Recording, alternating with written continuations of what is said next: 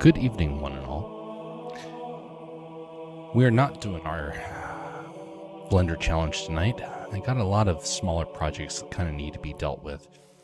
And the Blender challenge has had kind of a rocky start. And so it doesn't take priority. And so right now I think what we're going to do is we're going to skip this month. Unless there's interest, then we'll be doing it next week. But I don't really think there's that much interest for it. Besides, there's a lot of other things that need to be done, including this logo, which was done earlier, and it needs to just be finalized. There's also a couple of other things here and there, so we will see how far we get on all of them tonight. There's there's been some good progress with the website. There is now a working book page, and right now you have the ability to go and read the first of the publications, and it's not completely finalized. There's a couple other things, like you'll notice that there's a bit of a page glitch that's taking place. That's not supposed to function like that, but that'll get addressed in the coming days. But you do have the ability now to read this story. It is for free on the website, and it will be one of those ones I think is just kind of important enough, just kind of leave there. So if you have an interest in that, you can see it over there.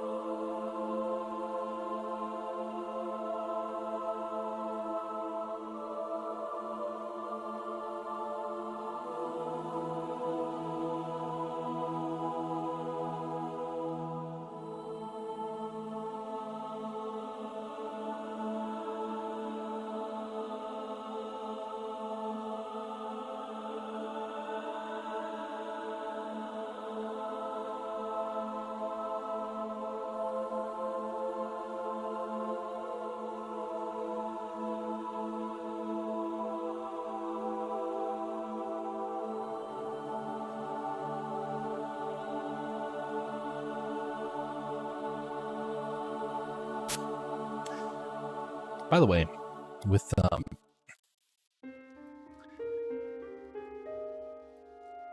there are a lot of projects that are finally starting to culminate at this point.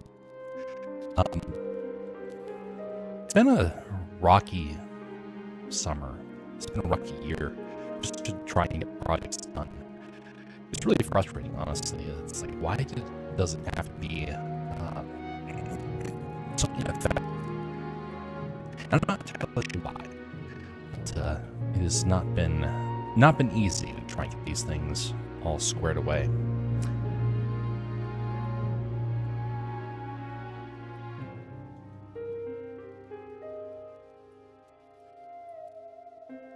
But if you see something that you're like, oh, I would like to know, I'd like to see that come about, you're to mention it, and trying to find projects that people have an interest in, try and focus primarily on those ones. And that way, those are the first ones to come out, the ones that people actually want to see. Otherwise, we'll just do whatever I want. And some people may enjoy that, some people may not.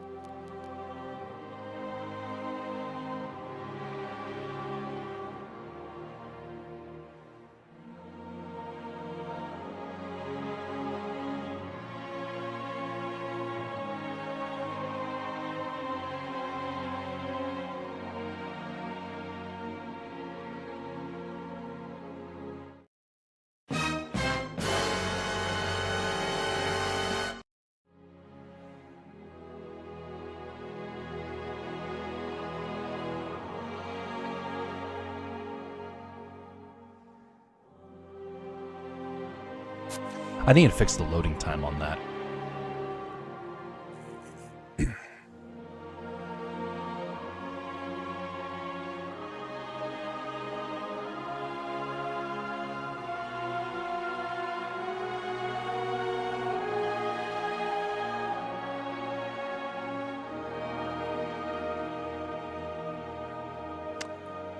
Alright, I think that's the right color.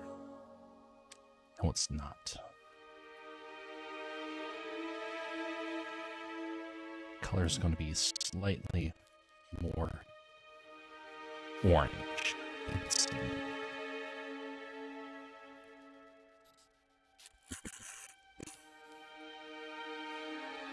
I should. Oh, wait a minute. I think I did reserve it. Yeah, there we go. That's the right color. So it was. Just, you're right. Okay. Now we come back over here. Plug that into here. Just in case. No, it was the same.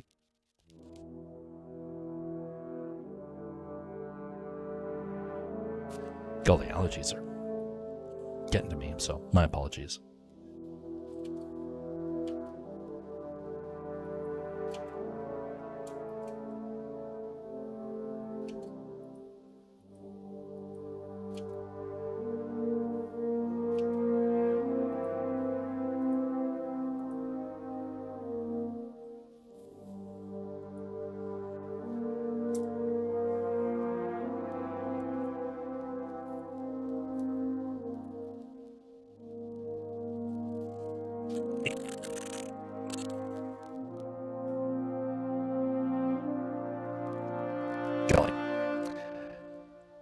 Okay, so I messed up the W. I forgot I edited the W.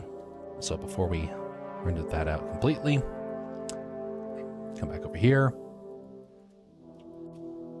Okay, let's match this W.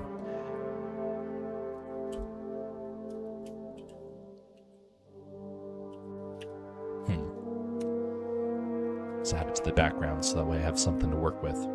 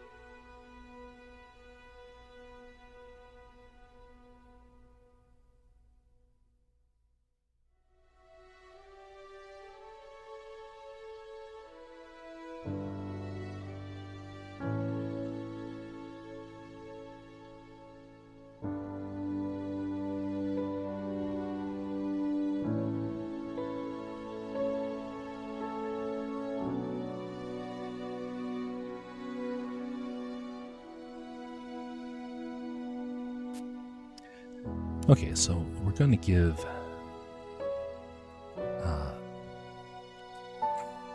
them 2 colors to work with.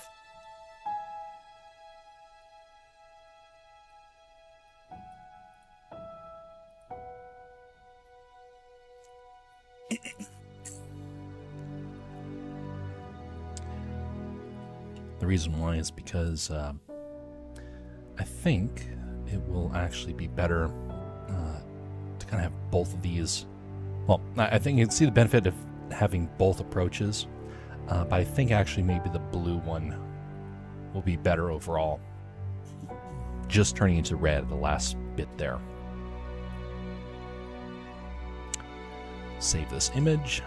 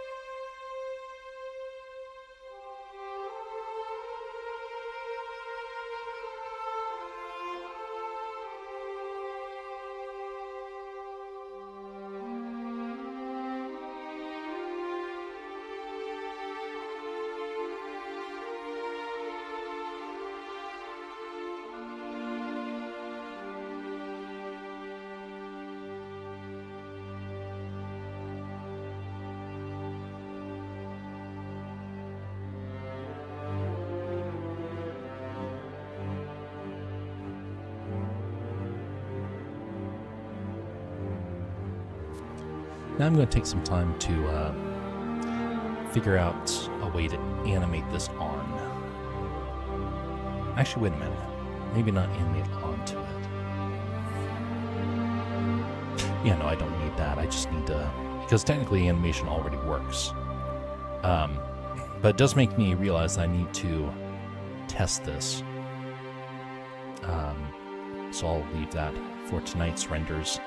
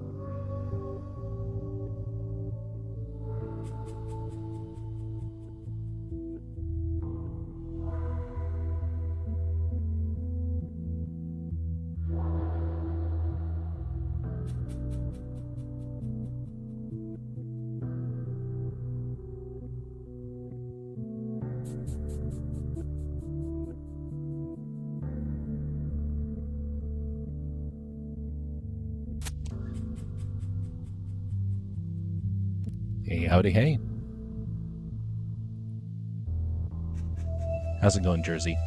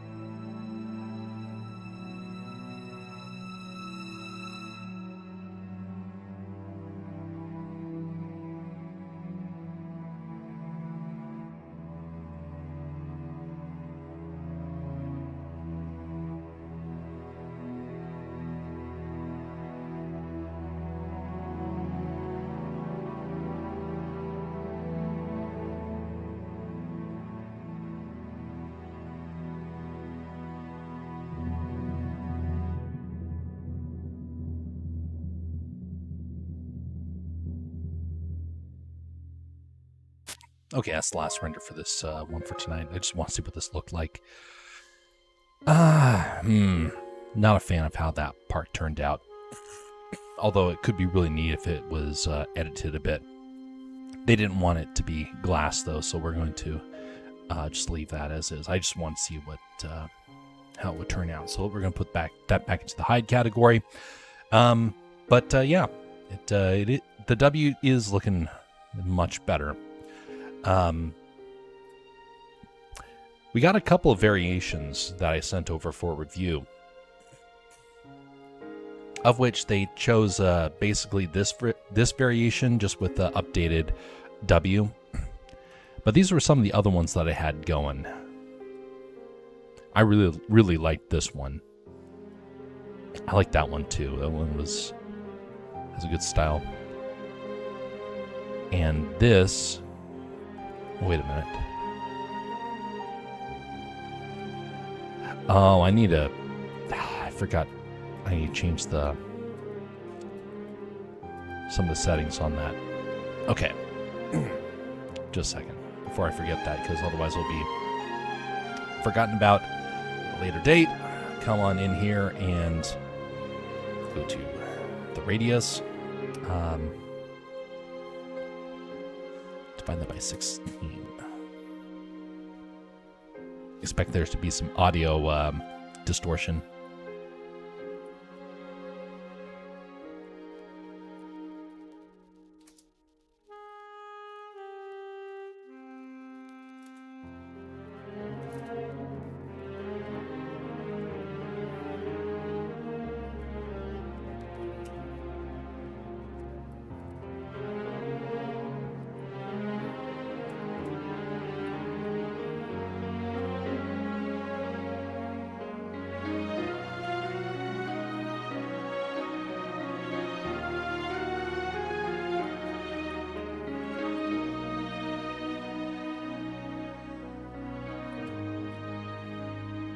All right, we have one last render we're going to do just because now I've altered that. I want to make sure that's actually correct. So expect audio distortion as normal.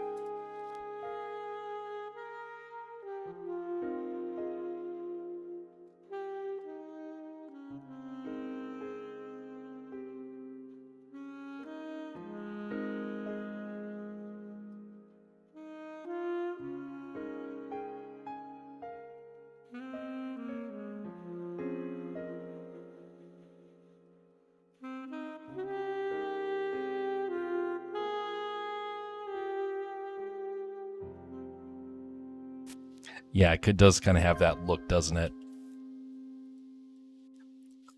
It was where it was inspired from.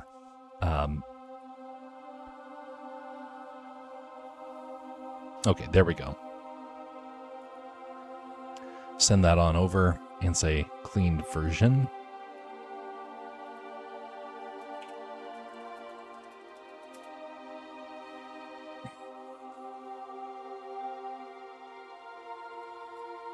Okay. Well, this one is now complete. That means I'll be going on to the next project for the evening.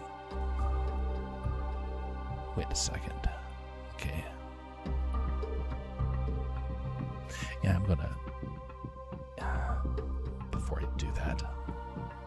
4, 8. Save it with those variations, and we'll move on to the next project. Let me double check everything's good to go on this other side, then I'll swap the file around.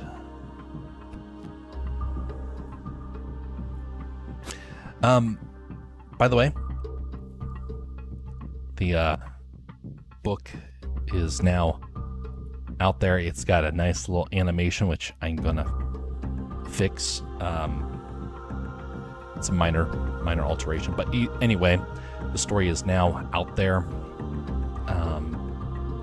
A lot of effort went into making this, and hopefully it will now serve as a template for the projects to come.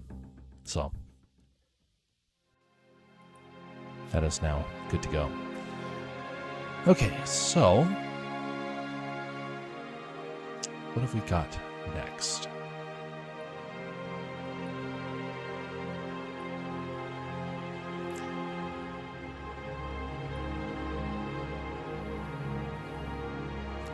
Close that out.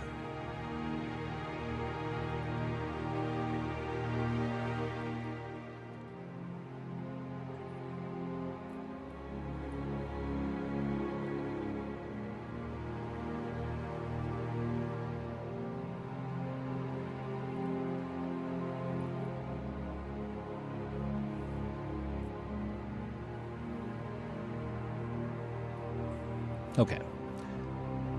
Next, we're going to update this item right here, because the sphere is not accurate. I need this to be different. Let's see here. So we're going to do some sculpting for this, and then we'll be moving on to an animation afterwards.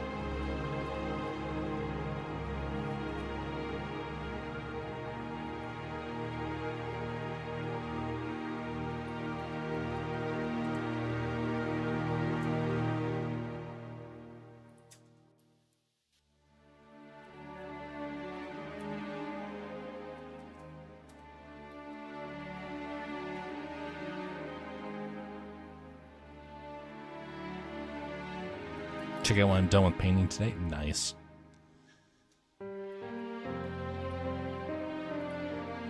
Okay, so now this is a sculpting technique that I saw someone else doing. Hopefully it cooperates here. Oh ho, indeed. So this is a brush that I saw someone sculpting with that made sense why my sculptures never turned out very well, because I never would have thought to use this brush. I always use the other types of brushes. This right here is called the scrape and fill brush. This is the type of brush that people use for when they're doing like the high quality sort of sculptures. Yes, they'll use other brushes as well, but this one seems to be one of the more used ones, and I have never touched this. So I used it the other day and it worked beautifully, and so I'm hoping to be able to go back and actually become a sculptor at this point now that I actually have this tool.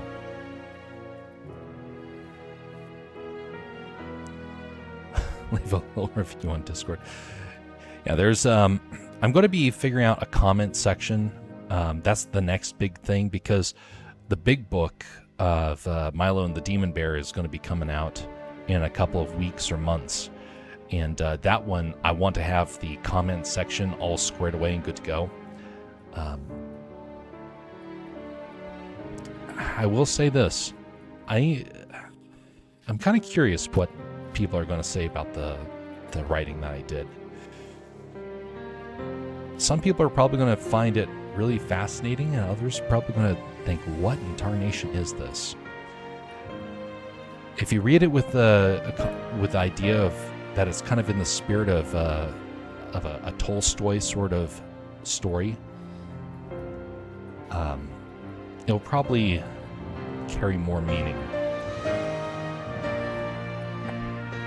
Is this brush an add-on? No, it's not.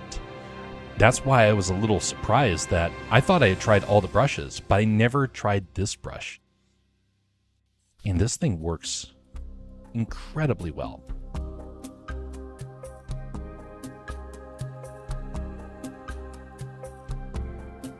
But this only is good for kind of like eating away at something. So notice how this has turned out. That I've never been able to do something this smoothly before. Everything that I've done beforehand looks like it's more unrefined, clay, whereas this looks like it's nice and smoothed. It's high quality.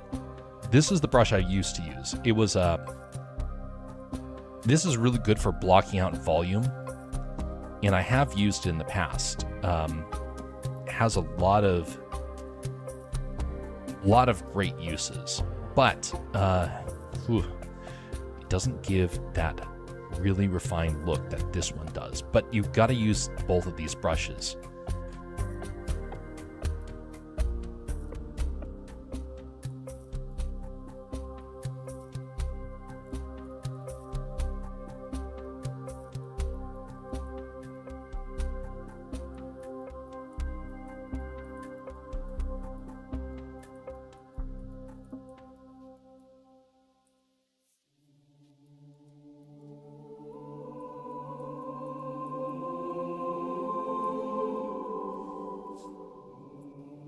This next week is going to be, I'm going to start putting a lot of emphasis upon getting Milo and the Demon Bear up and running again. That got put on hold a while. I got a whole lot of progress on that story. But I've been thinking about all these great additions I can do to it at this point. And so that is going to be a major focus for the month of October. But I also need to go back and do the animation. So we're going to be doing a couple of major projects for the streams. One of them is going to be finishing up the Milo drawing. And then the second one is going to be finishing up the Lego drawing. The Lego animation. So I went back and I started reanimating stuff.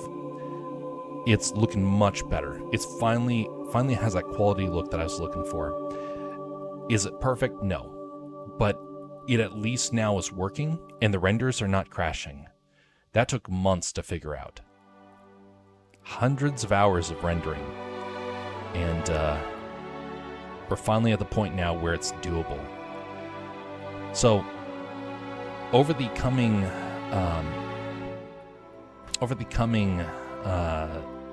days, I'm going to be trying to focus on streaming those again now that I can do it with some confidence, because almost every shot has been reanimated in one way, shape, or form, and there's 2 shots that have not been animated yet, and that's going to be the main focus. So it'll probably take about 4 days, based upon the other animations, 4 or 5 days, assuming that I'm not telling a whole lot of stories during then. Okay.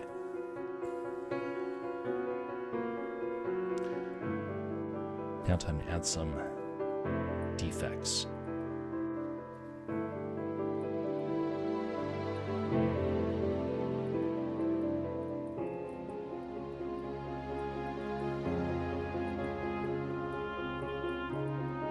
This is going to be a render that I turn into a painting later on.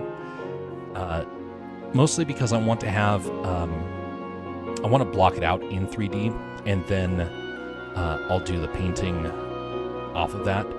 So that's another thing I'll do next week, is once the Milo drawing is finished, then I'll come back and I will paint onto this one. Because the current cover drawing, current cover artwork is all stand-in. be curious to see.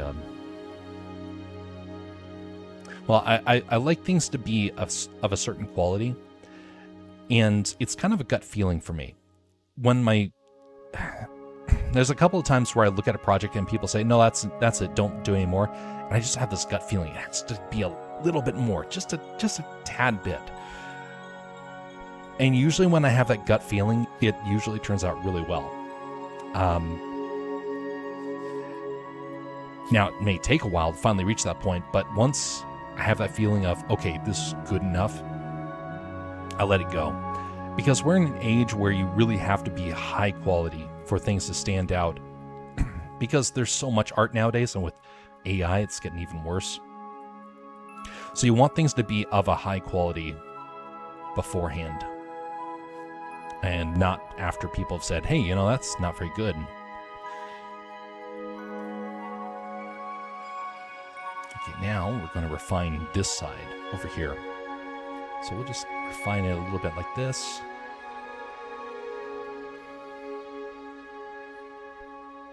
It's supposed to be a lump. But there's going to be a little bit of extra improvements right there. Okay. Let's see how this turns out. Oh, wait a minute. Okay, Smart UV project. Should be good enough. Rust.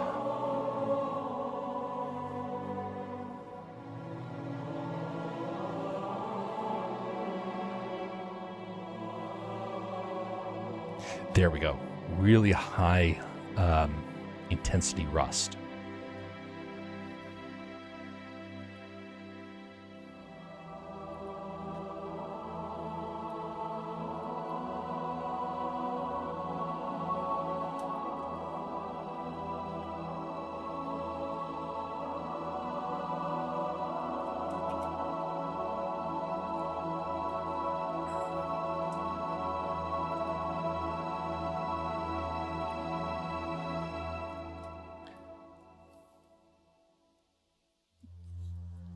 Okay, so we'll do it from over here. We want this area right there to be given a different texture.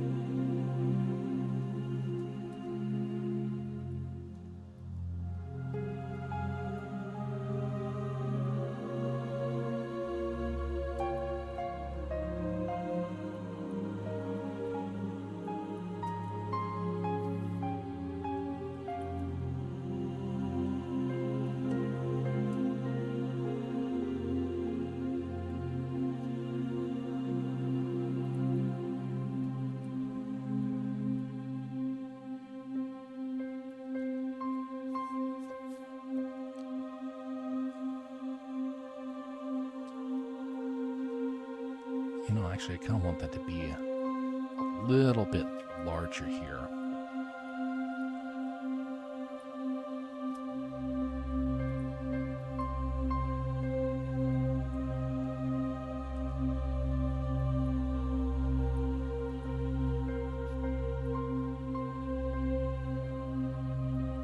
There we go. Do you have any ideas / tips on what to try and experiment with my art study? I played with day, night, wet, dry, lights, and shadows. Poses, backgrounds, and I'm not sure on what to work on now. So one of the best things you can try and do is think of a goal. A final destination. For me, the final destination for me is a story that I've mentioned beforehand. Everything I've been doing has been trying to get to that point of telling that story.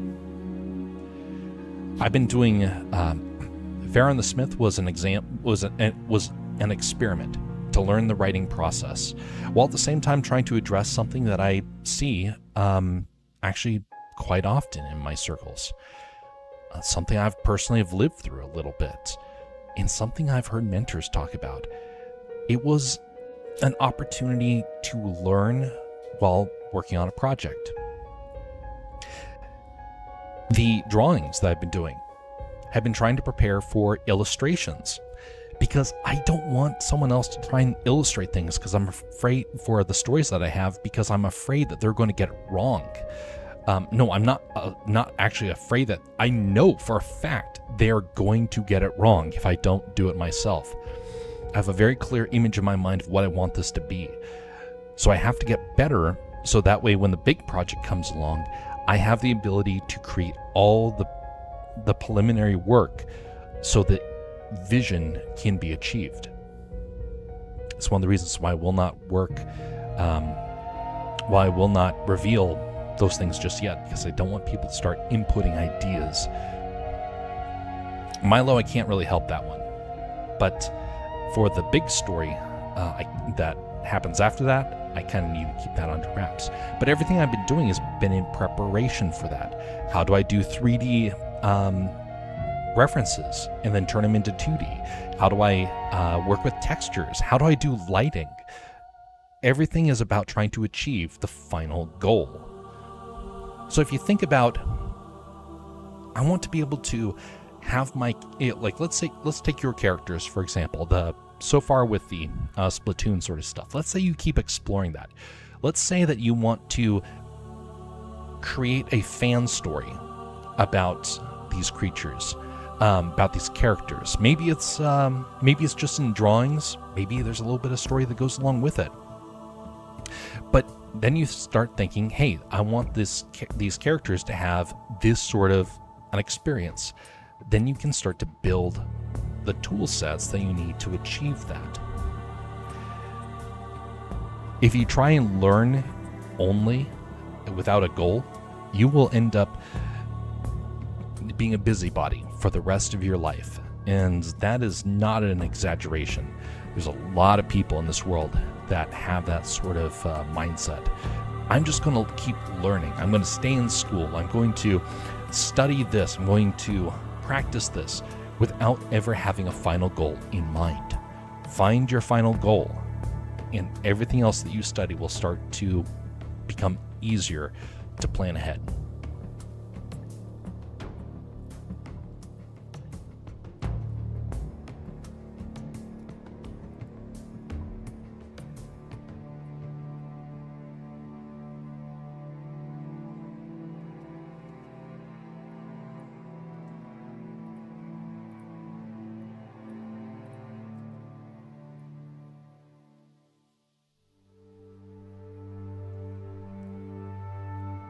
I don't know what my goal is.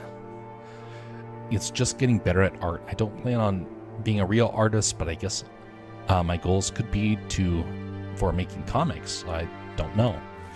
So I'm not surprised that's your mindset, because I actually know a whole lot of people that have that mindset. There's a lot of people that I know who have great talent, but they don't have a final goal in mind. I'm kind of the reverse. My talent is mediocre. It may seem different than that, but it really is mediocre compared to like the masters. I don't know how to whip out characters on 2D in a moment. It takes me a long time. I don't know how to generate 3D worlds very quickly. I know people that can do them in hours, and it takes me days. There's better animators out there. There's so many different things that I wish I was great at, and I'm not. My skill set is, though, that I do have that others don't. From what I can tell, I got plans. I got strategies. I got goals.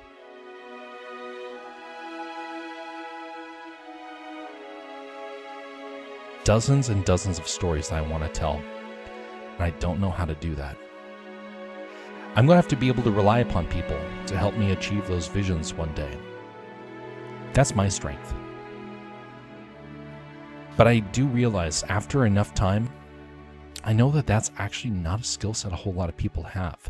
I'm not saying that to try and discourage people who have those skill sets.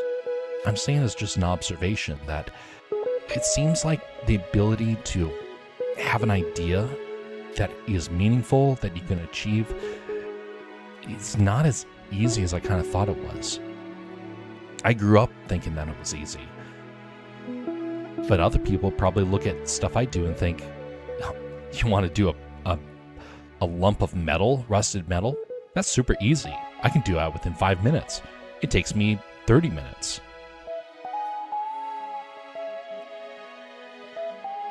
Lean on your strengths. Go to the goals that you know you can achieve. If you need ideas, honestly, I got a plethora of ideas. I don't have a problem sharing some ideas. If you want a goal, you can be able to create a goal for you. You can try and achieve that. But I don't want to try and impose that upon people. I've learned that the hard way. Try and achieve the goals that you kind of set for yourself first. If there's a point that you think, hey, I want ideas, ask other people for ideas, either myself or someone else that you trust. And then use that as your template for moving forward. And then you're in charge of the final product. You're in charge of how far you go down that path.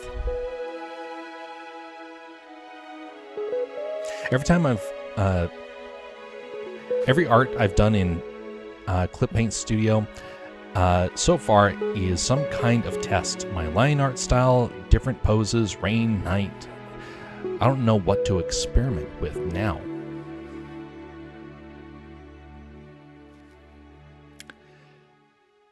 Practice repetition. Draw the character on the same sheet 10 times in a row. Draw him looking at the other versions of himself. Draw a picture of the character in action.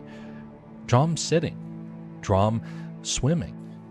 Anything that allows you to draw the same character multiple times, and you will see something interesting start to happen. This is a test that every artist should try. After you've done 10, do another 10. All on the same page.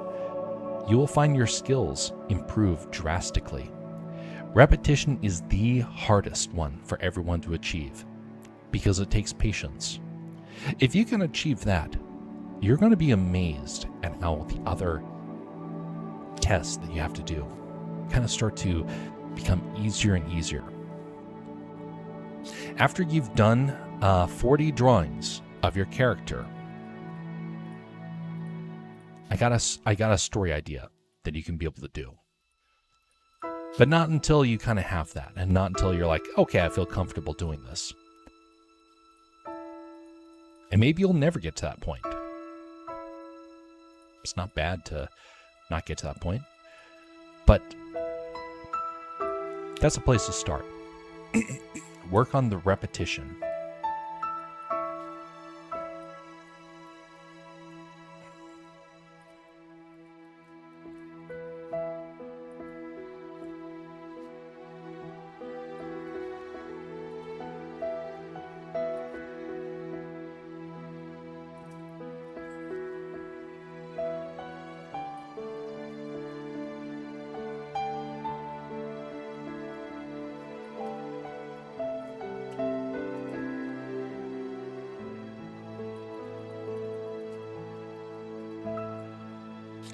Mesh, randomize.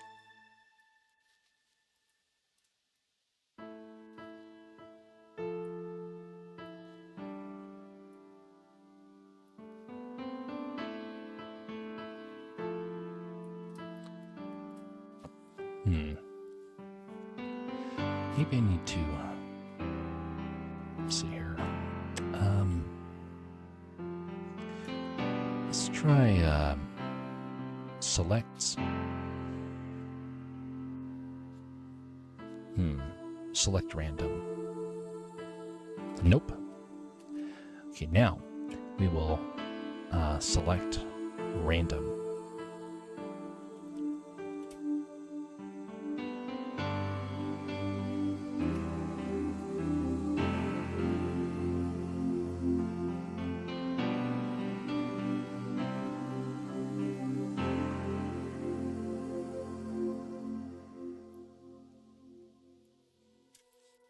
Yeah, it's better.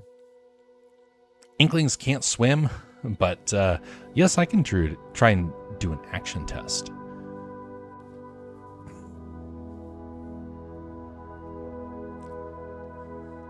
The great painters of old didn't do a whole lot of action sequences for a very good reason. If you look at pictures and paintings from the olden days, most people are sitting, most people are posing, but they're never in action. You know why that is the case. They didn't have the ability to pause action. They didn't have photographs. They would see somebody running, and they would say, oh, that person's running. They never stopped to ask, what's moving when they're running? The first team to do that was the Walt Disney Company. And when they did that, they found that even common people had their bodies would move up and down in different ways when people ran. They would notice that people's faces would tremor when they would run. They noticed that even people that didn't seem to have any gut on their stomach would actually have it rise and fall with them. They didn't know how to do action because there was no reference material.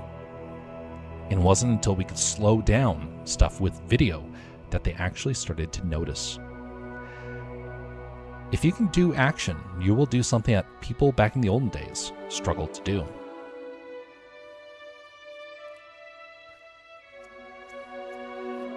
That's when it starts becoming usable art as well.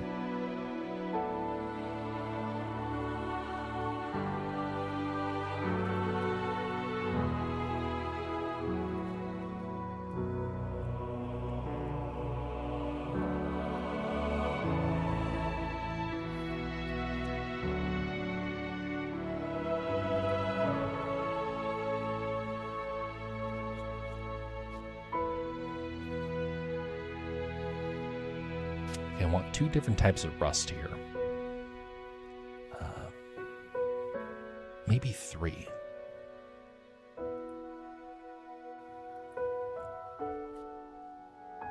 Greetings there, Aaron. How you doing?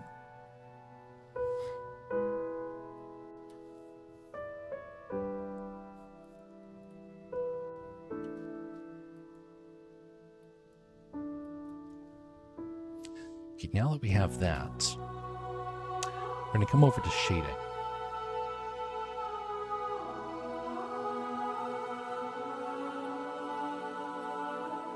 Now we're going to start blending these things together. We're going to grab this right here, copy it, come over to Rust, move this over, and paste it in here. Wait a minute. Paste it. That's weird. Copy that. Come over here and paste. Oh, that's what's happening. All right, now we want to blend these together. Mix shader.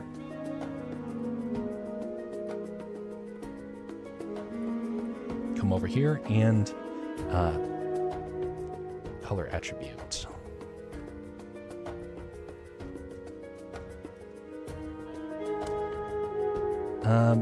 Vertex paint.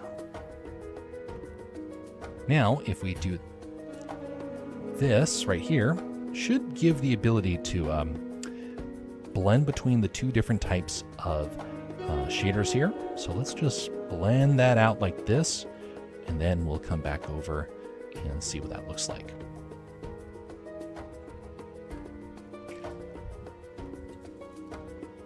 Attribute color, factor, and vector. Ah, that worked. So now I have the ability to blend between the two of these.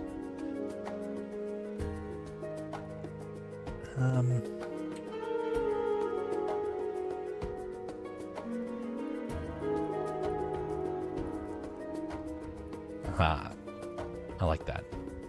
Let me see if there's a texture I can stamp this with. Make it a little bit nicer. New and grab. Oh wait, I think that there might be a brush that I can use here. Come back here, brush. Yes. Grunge.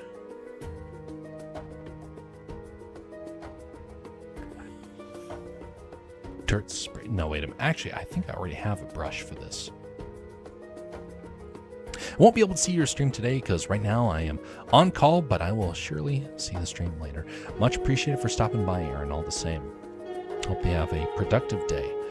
We'll see you whenever that is. Oh yeah, I've seen a short on YouTube which showed how artists painted horses. They looked so cursed as they didn't know how horse legs moved when they got fast. And the first photo of horses running revolutionized painting horses. That it did. That it did. It is amazing how that happened.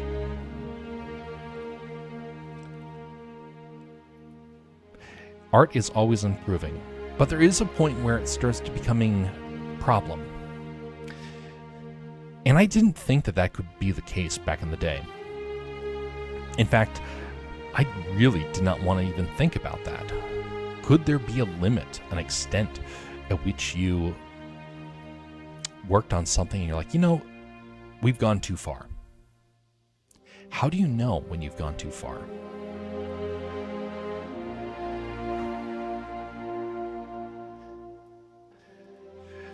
Well, back in the day, the great artists didn't really know when too far had been achieved. And so things were just kind of thought of as being open and there's no limits. Believe me, I have found those limits. I saw them on the web and I thought, oh my goodness, this has gotten horrifying. There is a limit. I won't mention what that limit is, and I hope that you never have to see it. But unfortunately, it's kind of everywhere, which is a shame. Try and maintain innocence as much as possible. That's something I do want people to realize. Maintain innocence as much as you can, because there is a consequence. And sometimes it's the dirt in your mind that you want to get rid of. And suddenly you're like, I can't. It's stuck there. And you just want so badly to just scrape it away.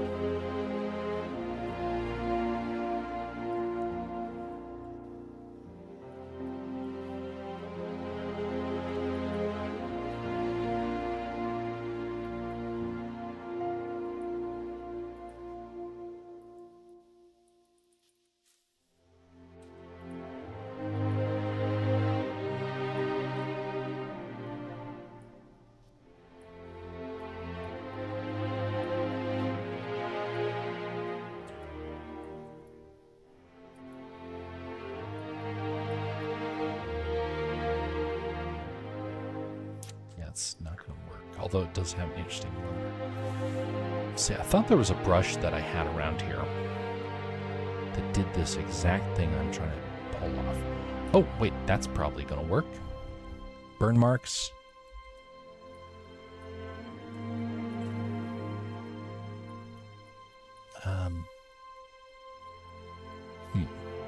Guess doing a ring on the outside.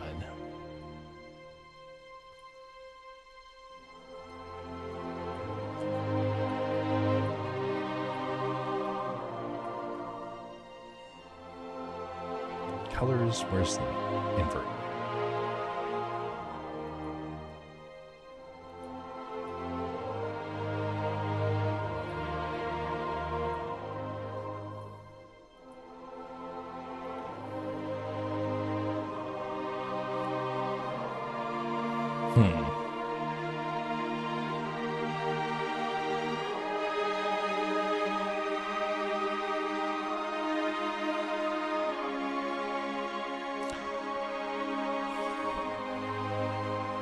Okay, let's get a new grunge texture.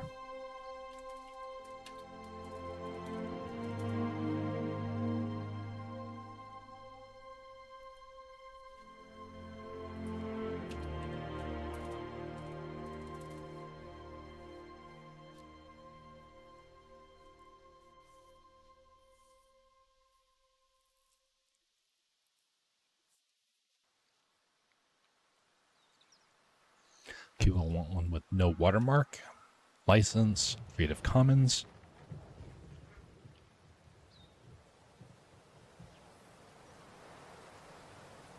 There we go.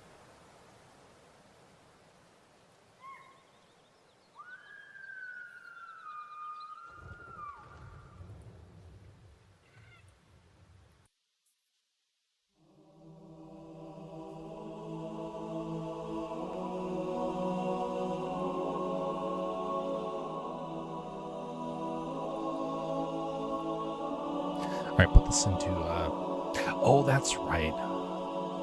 It's in a different area.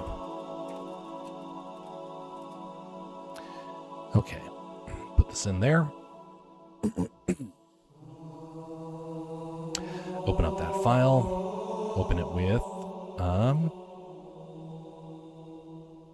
Krita.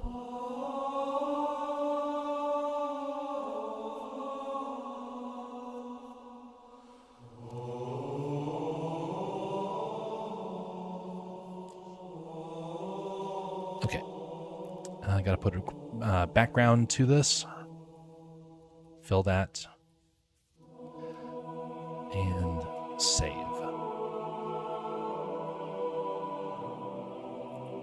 Close that down. Okay, now come over here and it should be under the proper folder, brushes. There we go. Oh, wait a minute. I have to invert that. Open that up again.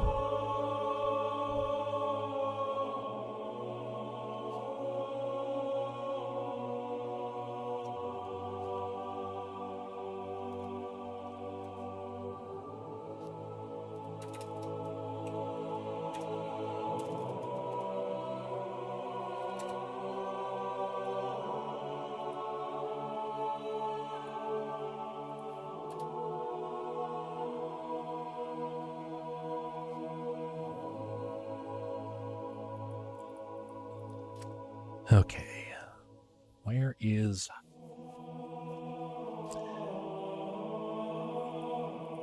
step, stroke, spacing?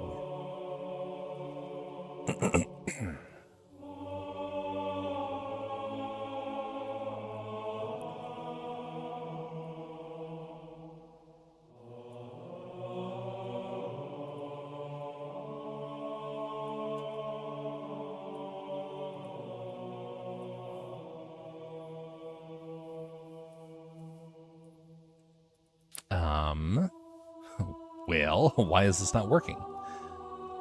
It's referring to texture. Let's just create a new one like this. Add that on in. Brush invert. And it's not working. Why?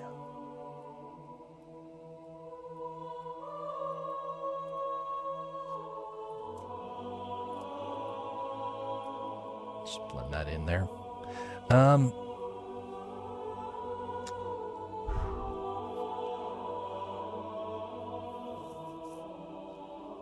Why would that be happening?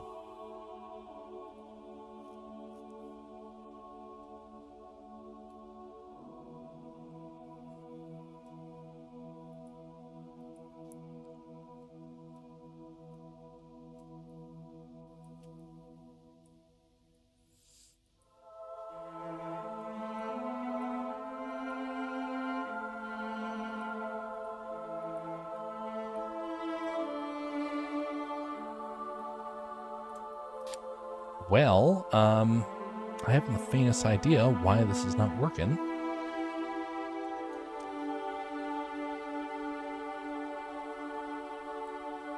Let's try and just do a normal brush.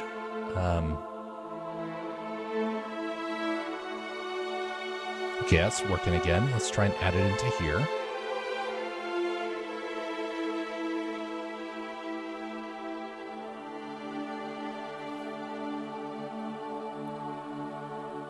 Does not want to work with that one.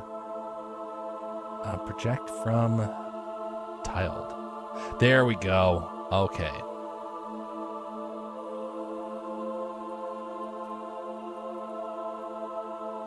And then I want to turn this from mix to screen.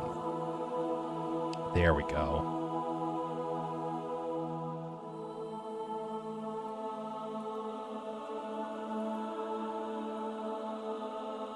Let's lower the spacing on that.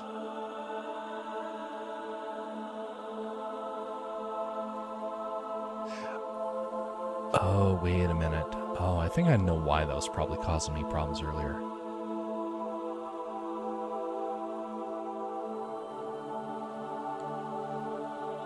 Okay. It was, it's because the specs are too small. And I'm working with vertex coloring. So as a result, it causes these blotches to form instead of it being nice and almost like a nice smooth canvas. I was trying to save some space, and as a result, this problem has occurred.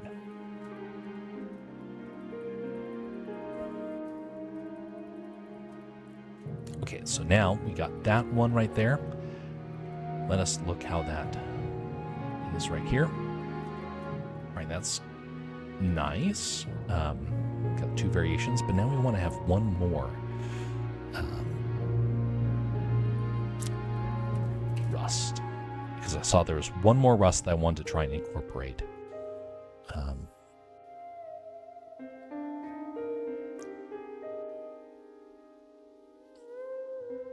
Maybe it's that one.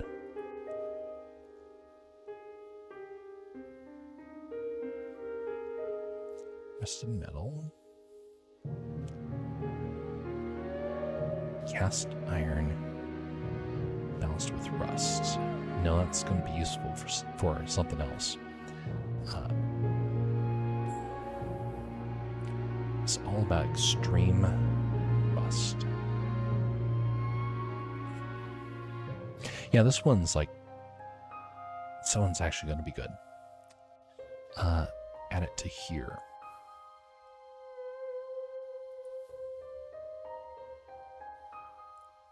So together we now have 3 rust elements that we're going to be using. Come over here, copy this, come back over to rust 2.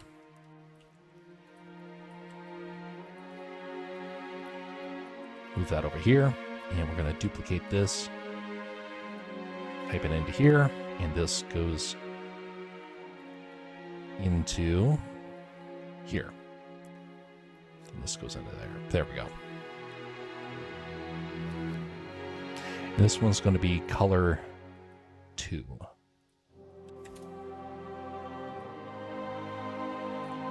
Color 2. Now we come over here and we can paint this one. This is going to be the other area right here.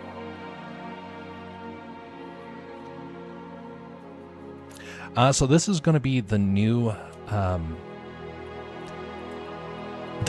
front for the book. I am going to be painting it, but I want to have the 3D textures added in, so that way I don't have to paint as much.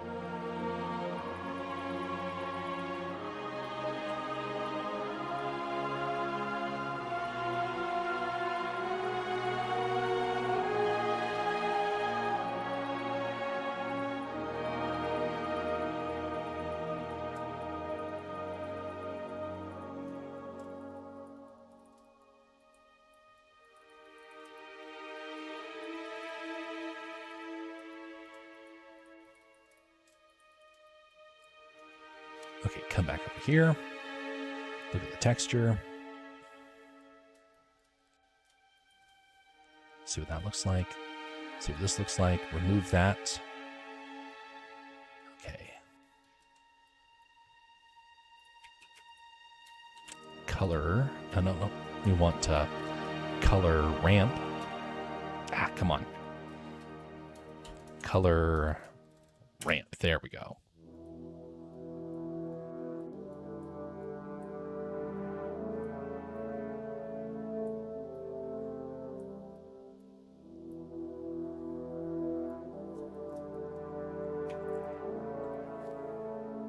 Now we're going to have peeling rust.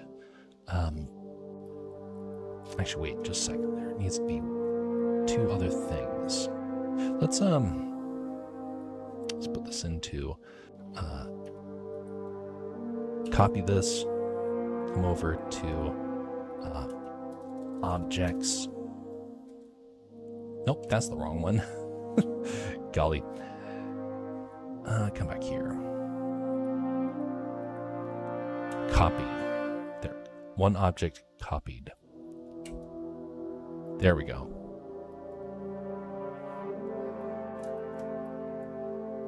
Now we come back over here. We're going to call this instead scene. Delete that. And now we're going to add in the collection from this scene right here. Okay, let's put this into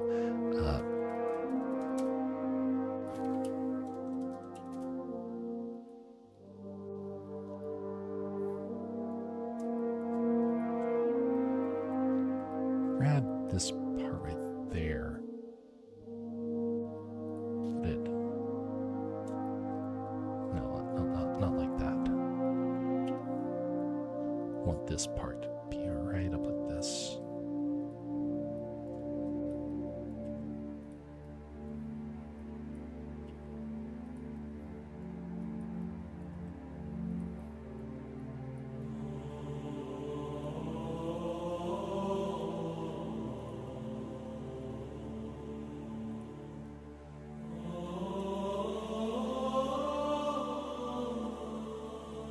Okay, now we want to do the flakes. So we're going to hide this.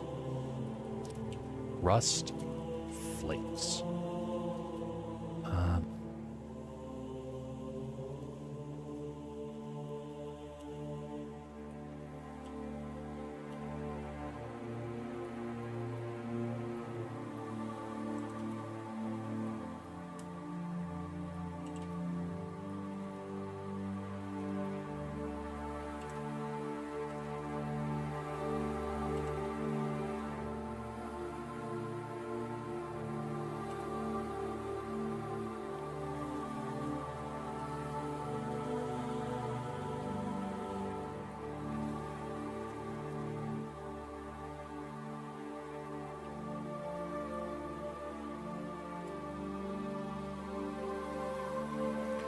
Not anything too fancy here. In fact, I can actually remove some of these faces there. There, that's better. Actually, I can even go further because these are really small flakes. Oh, okay.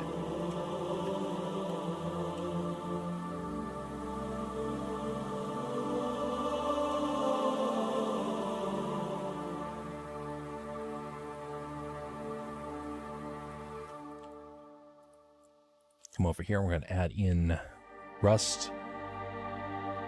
Let's try this one right here. Here we go.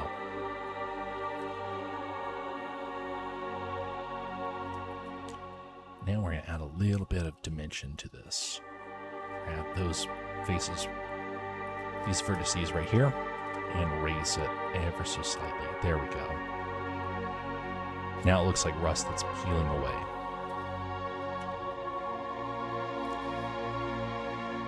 Hide that, come back to metal. And then we're going to put in rust flakes.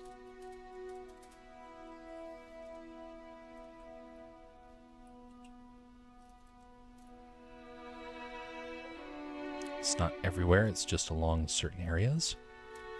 And this is a very complex piece right here. That's one of the reasons why I'm doing it in 3D, because I want to be able to go back and do some alterations. And I don't really know what the kind of what it needs to look like if I just painted it.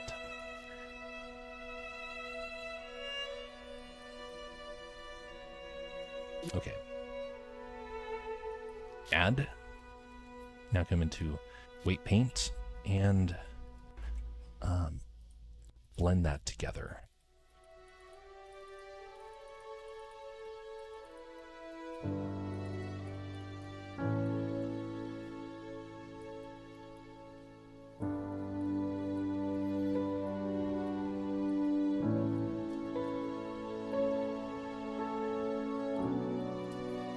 Once I have the new graphic done, that's when I'm going to be sharing it on social media. I expect probably, like I said, a handful of people are actually going to like the story. Some folks I know that are going to find it meaningful, but again, that number is probably going to be relatively small.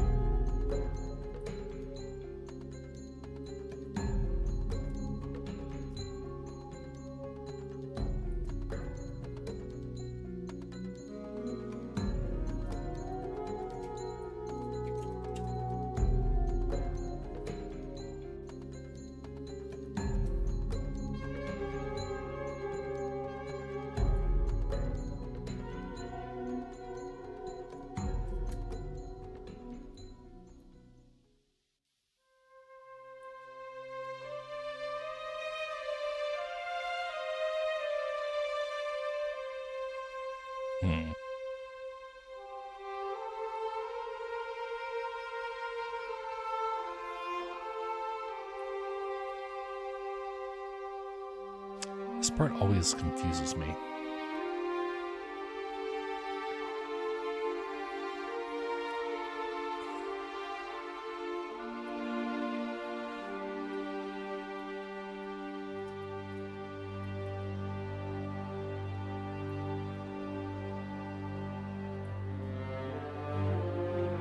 Every single time.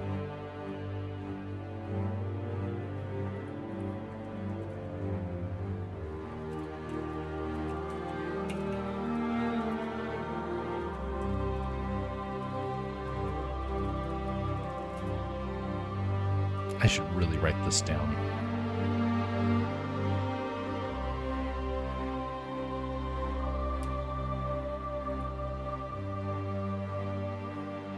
Okay.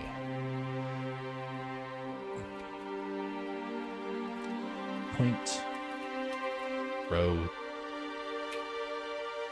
wait a second.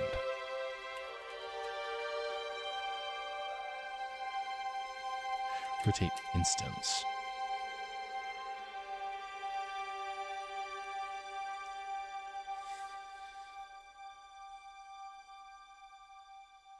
Um,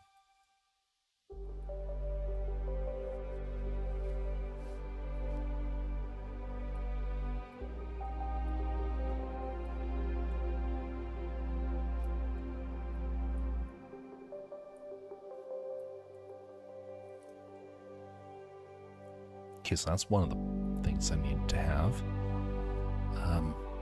Randomized value.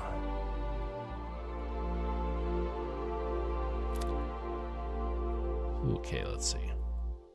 Normal.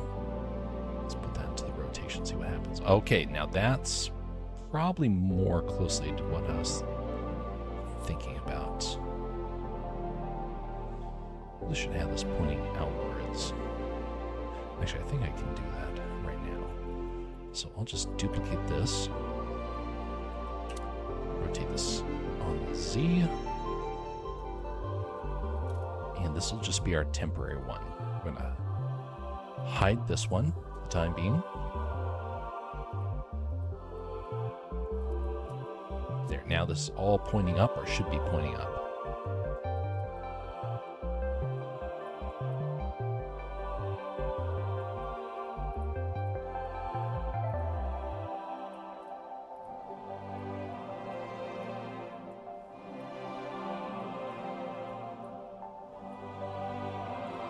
So right now it's currently pointing up.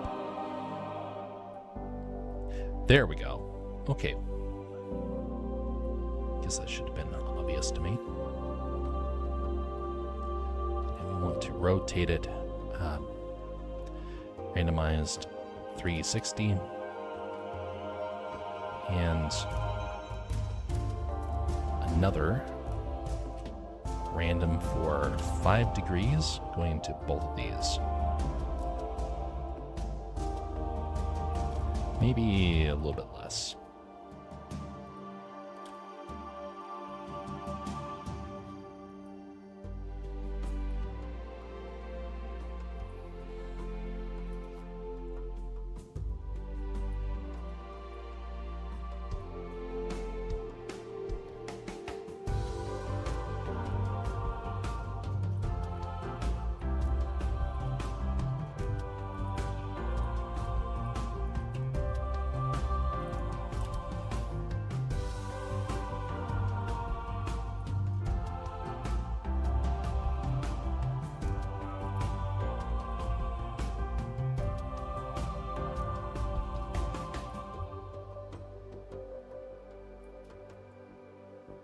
Guess now bring this back.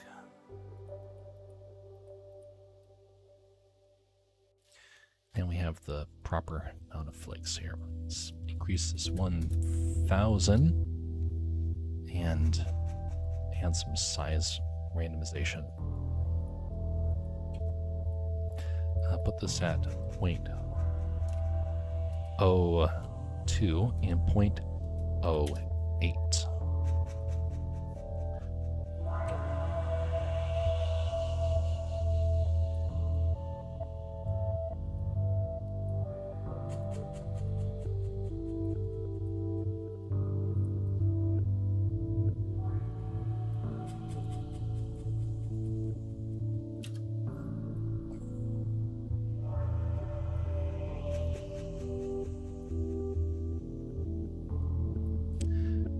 Then we're going to drive this density to another mix. Let's see here.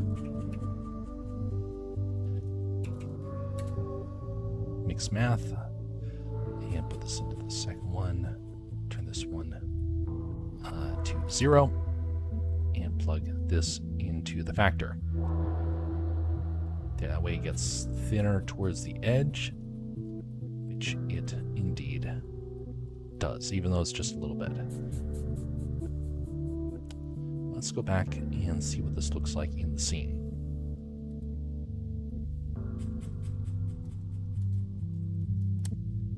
Collection instance, metal, and expect there to be some audio glitching here.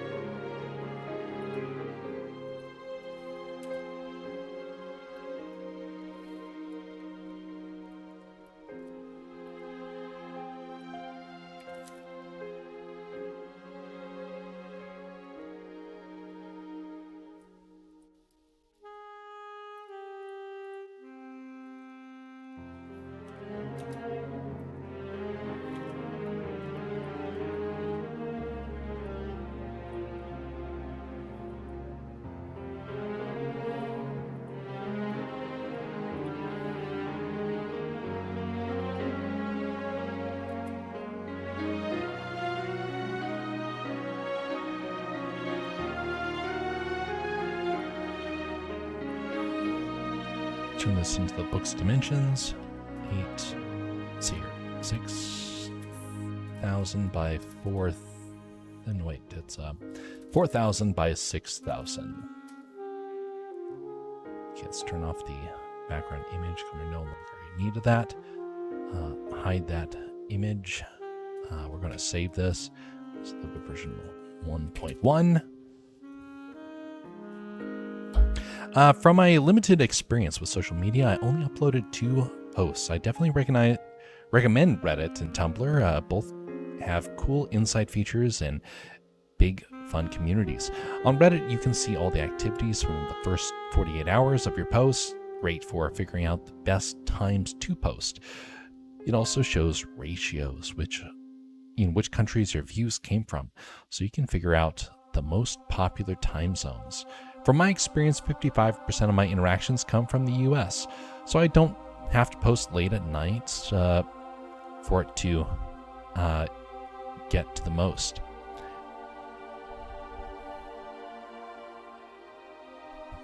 Interesting. I'm going to have to explore Reddit.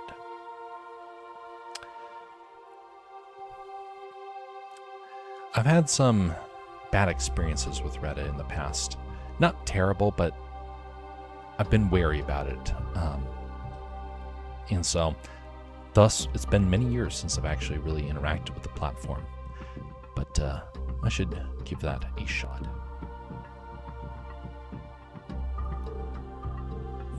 Tumblr isn't as detailed, but you can see every profile that is liked and reblogs your post. That's honestly the best part. It feels really nice and kind of surreal to see actual artists with big profiles liking your stuff. It's super motivating. Hey, greetings there, Bastion. How you doing?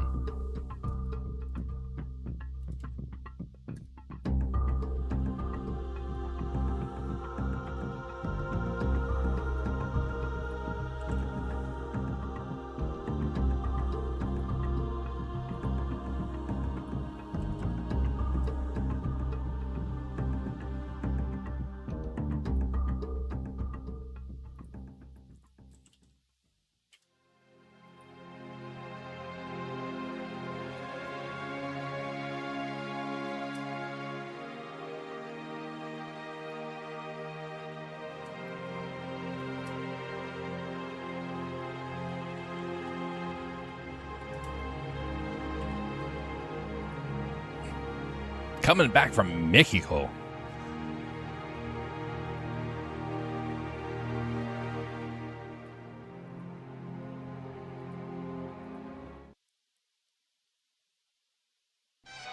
What the dog doing? Hope you had some good fun down there. Tumblr has a little bot problem. Maybe 10% of interactions. Oh, no. It's not a little. It's a lot. I would dare say the amount of bots that you'll encounter in Tumblr, from what I've heard from other artists, is 50 to 80%. By the way, for YouTube, it's about 20 to 30%. For Rumble, it's about 50 to 80% as well. Maybe even 90. There's one part where it got to like 90 plus. It was quite surreal. I just found a video of a whale fighting with a giant squid. Ooh.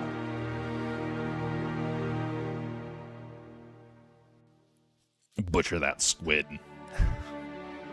We can't recommend Blue Sky as for now, as the features are very limited. Posting itself is limited. You can't even post more than one image in a post, and it's a bit wonky. Yeah, that's understandable. There's just too many platforms at this point. And that's part of the problem, is that when you have so many platforms, it becomes really hard to try and stay on top of the ones that you need to be interacting with.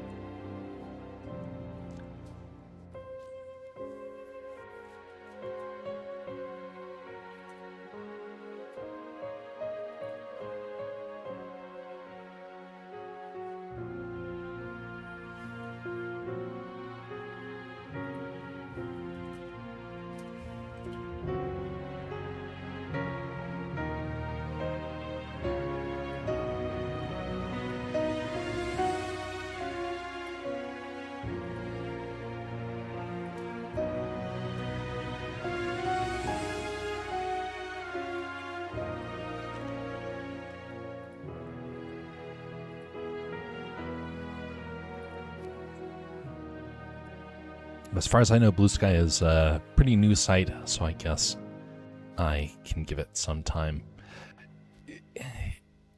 Every platform is going to have its strengths. I've heard that the number one place for art is going to tend to be ones that kind of favor the ability to post a lot of images.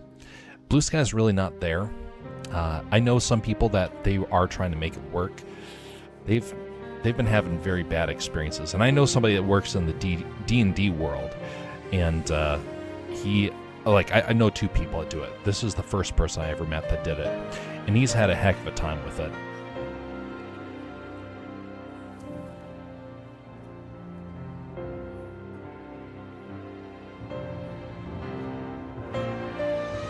I've checked the profiles of people liking my posts on Tumblr, and I'm pretty sure more than 80-90% of them are humans, but comment section is mostly bots. Some of the posts with the same minute I upload. Yeah. For Instagram, I get 2 bots for every person that follows me. That's sobering.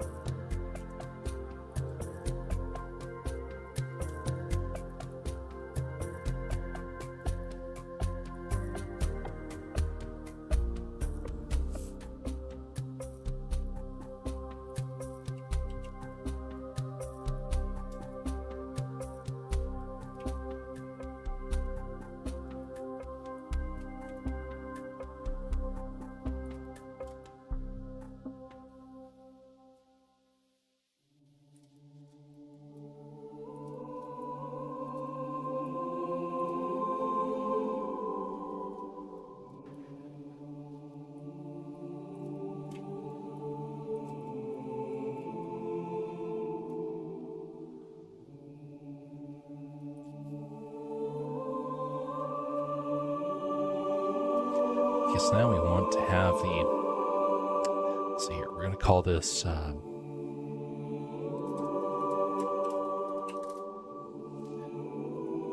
this into the attribute or the flow. And now we're going to come into each of these, and we're going to choose the emission shader, plug this in to the strength.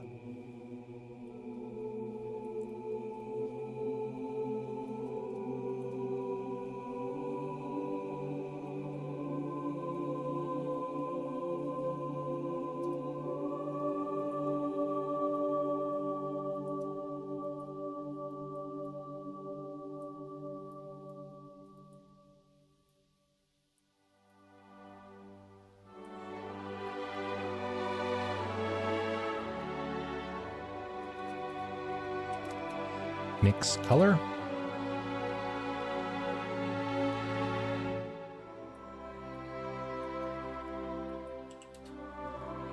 Yep. Wrong button. You know, it's so nice that undo buttons are so responsive these days. I remember back in the early 2000s, the undo button could destroy your project. And now you don't really have to worry about it.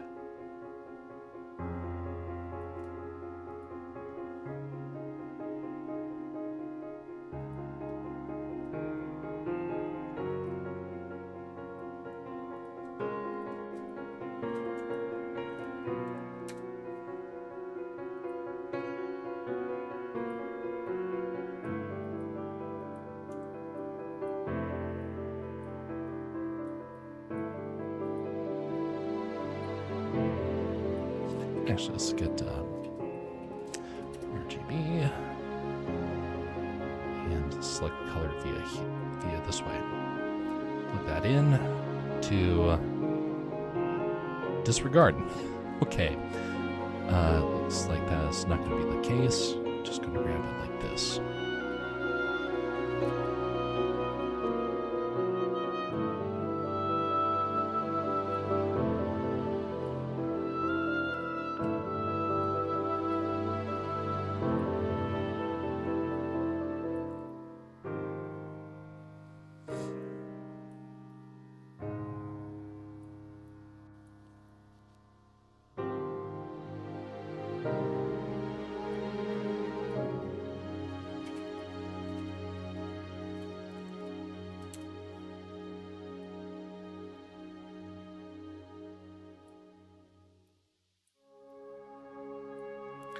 There we go. This will be a better way to control it. There, we want to start to show some molten elements. Let's actually grab a couple other areas here.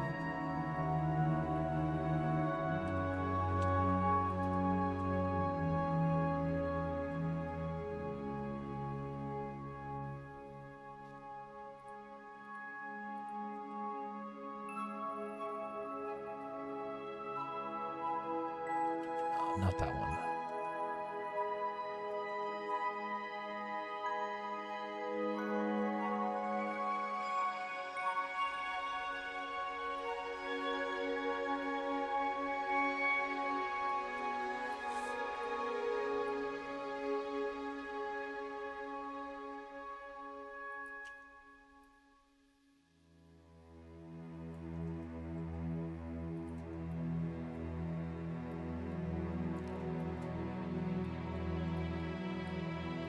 So now we copy this,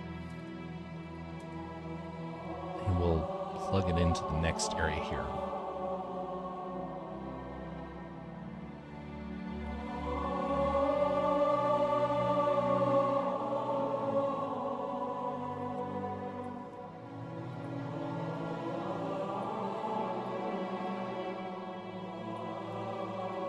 And we view this. Now we're going to alter settings on here. This is the thicker rust, and so as such, it's actually good if it has some areas there that are refusing to melt. And now there's one more down here. This one's not really going to be impacted all that much, but it will possibly.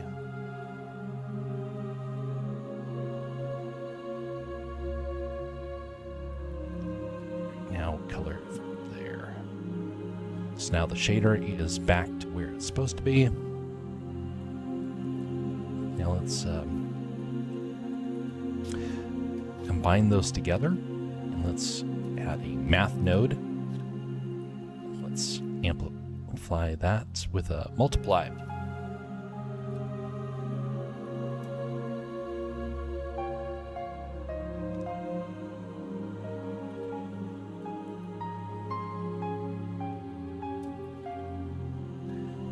And we can come in here to the vertex paint. Add some more to this. Blend it together.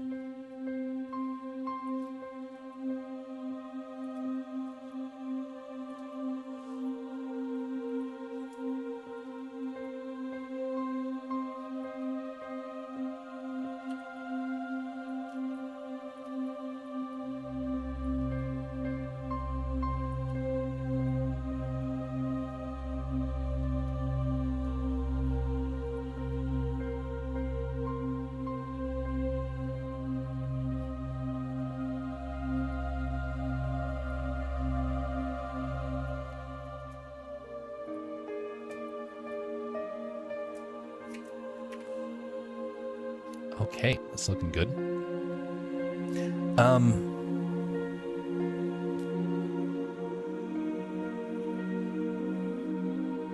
Tumblr is cool if you can set the upload date so that you don't have to wait until late night, or at least for me. So uploading manually to peak hours.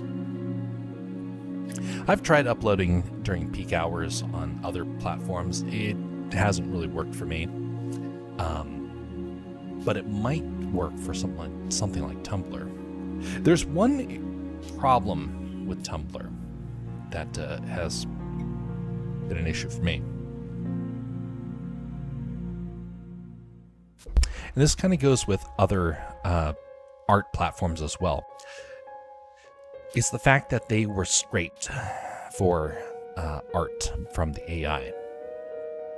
It made a lot of artists very upset. It's one of the reasons why I made my own platform, because I wanted a way to share stuff without it being scraped.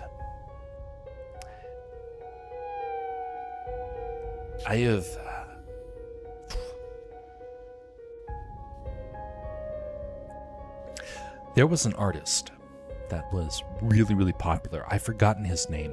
He was really popular for the 2010s. And around 2018, someone contacted him and said that they were using his artwork for AI. Now, AI had not really hit the mainstream at that point, but it became a firestorm, and people started getting all upset about it. And then the same sort of thing happened in 2019, I believe. Maybe I'm getting my years mixed up, but it was like just at the cutting edge of when AI was coming out. And an artist reached out to them and said, hey, I want you to take this stuff out of your database. And they said, no, in fact, we're actually going to get more of your art to make sure that no one will want to come back to your stuff again. And that made a lot of artists like myself very upset to hear. Stand by.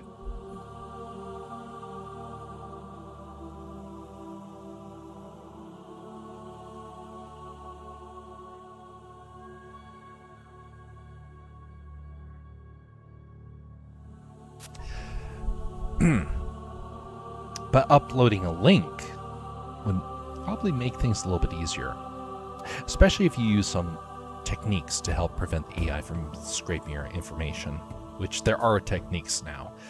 They didn't really exist beforehand, but now they exist. There's actually a really neat version. I'll have to give it a try to make my own version of it. But it's an AI poisoner, and it's actually a really neat thing. I know that I could program one, but the question is, would it be beneficial? But I'm waiting for someone else to kind of figure that part out, because it would take me too long to get brought up to speed on that.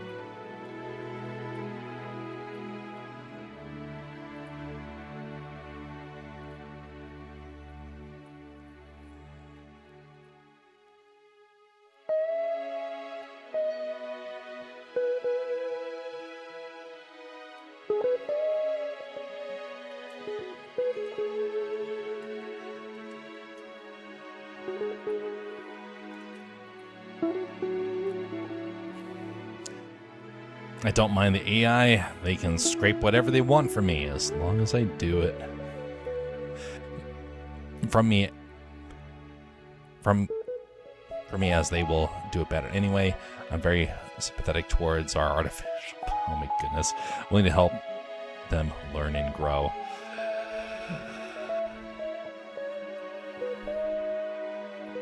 Wow.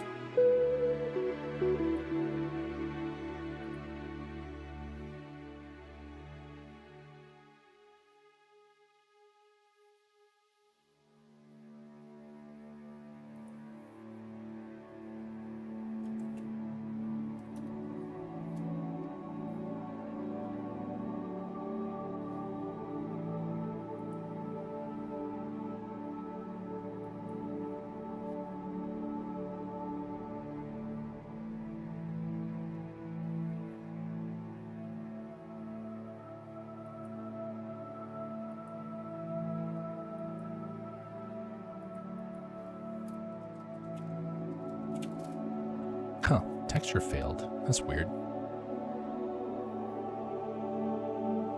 Was it a one you had to purchase? Let's try this again.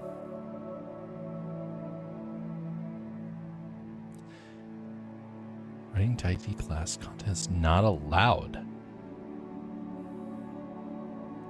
Material slot.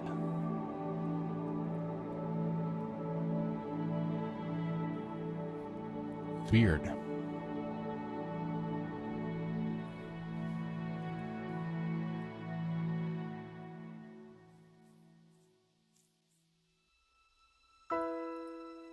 That was weird. I wonder why that was crashing like that. Oh, wait a minute. Object data. Clear that. Let's try that again.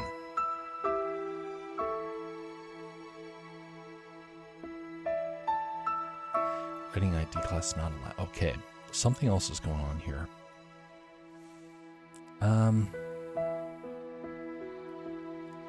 So it's trying to preserve the original.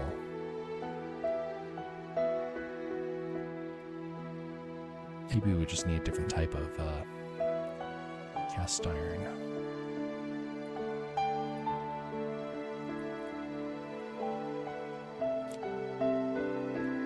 Maybe try this to a different shader.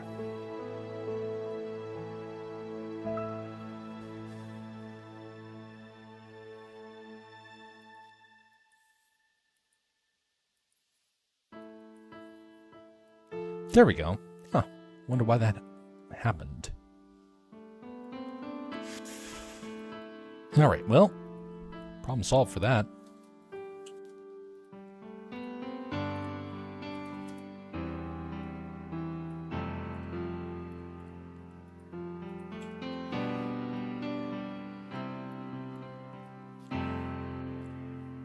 Some artificial people are more human.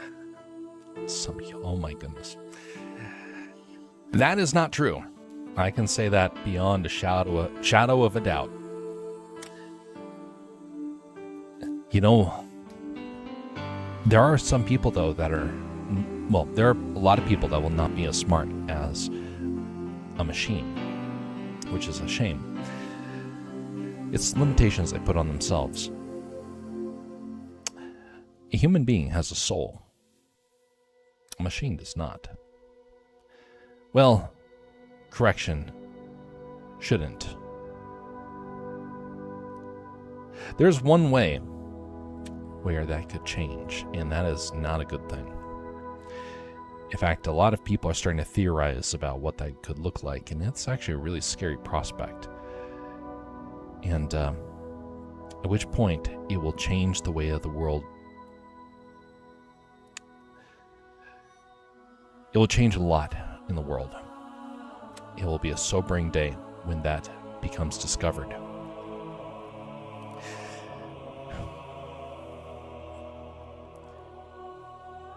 For those of us who are familiar with the origins of the world, there's some stories that harken from before the flood, in which a bunch of very evil entities appeared on the earth. Now, this area can be found in the Old Testament. There are also other religions that harken to this memory. Interestingly enough, a lot of people seem to remember this after the flood. The best documentation we have of it, though, is found in Scripture, as well as portions of the Book of Enoch. It's kind of hard to tell for that one, just because there are some limitations in our understanding of that. But there was a theory put out there that what if AI becomes the tool for these foul spirits to make a resurgence? I don't know how likely that is. I know that there's some troubling trends, and I don't really want to find out. Think about it like this. Back in the day, there were evil entities. They're evil sorcerers that would try and take little figurines and try and infuse them with a spirit. Now, we think of that as, oh, that's ridiculous, that's silly. Well, that's because of our modern day. People back in the olden times would have been terrified of such a thing. Now, we look at this and this is just wood. It can't do anything. It's trash. But what if you were to try and get one of these evil entities to try and enter one of those? Suddenly, that changes a little bit of how the world perceives what's possible. Now, if an AI were to be given the benefit of having a soul fused to it, an evil soul, then it would become the smartest thing ever. It would become super powerful and super dangerous.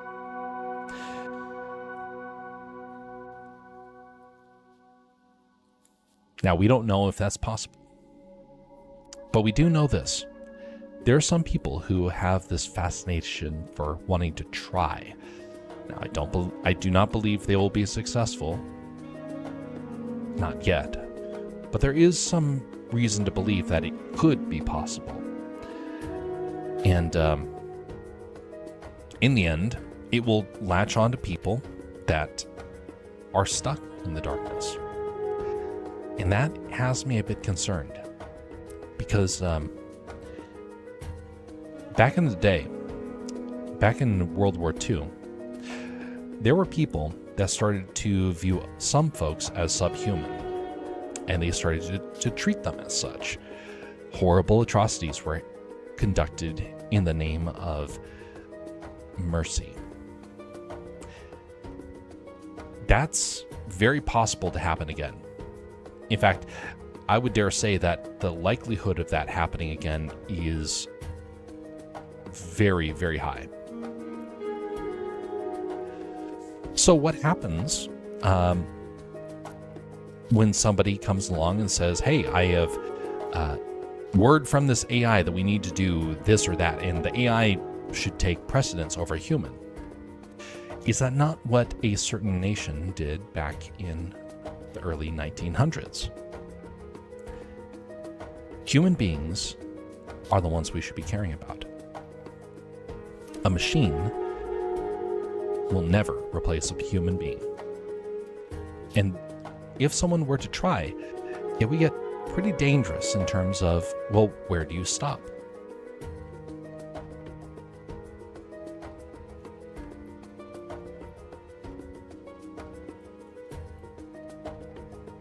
Actually, wait a minute. I think I want to have that right there.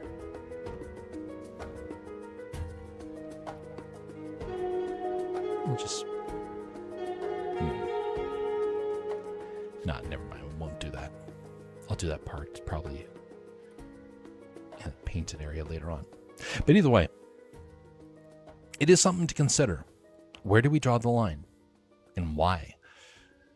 Because knowing why is a pretty important thing. Because otherwise, it's will be very easily deceived. Can be very easily deceived.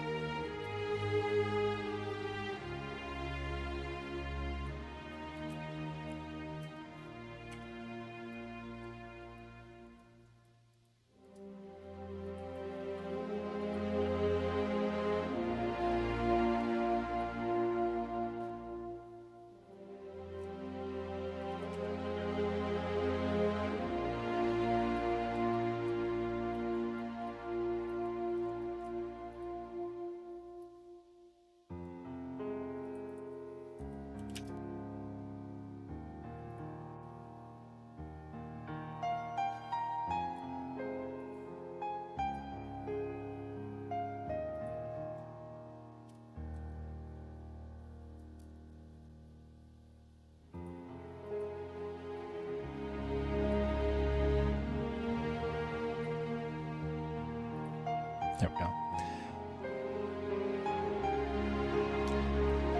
Can you give me a little bit more feedback on the latest Light and Shadow line work I did later on? Just curious if we got the lighting right, or if there's room for improvement. Been using your tips, and it's crazy how some things are starting to come naturally. I just do them without even thinking now. And you can even leave a quick comment on Discord. I don't want to take up too much of your time. All right, we'll see what happens. I'm going on for a while tonight. This is a longer stream today because we started earlier. So I'm going to be opening up the painting program later on for another activity before the night is out. So we'll give that a shot.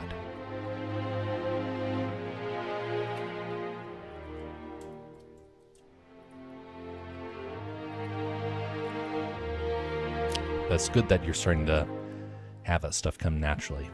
It's always a good feeling to have it start to get easier.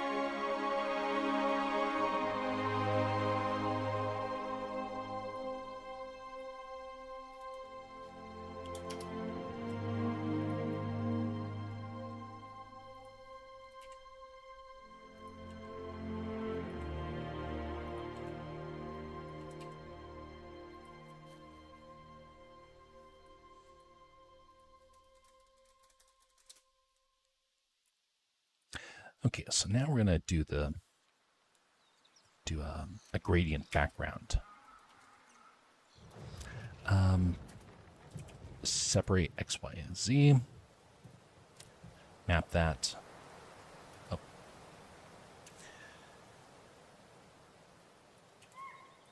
Okay. And now put in the Y-axis, I believe.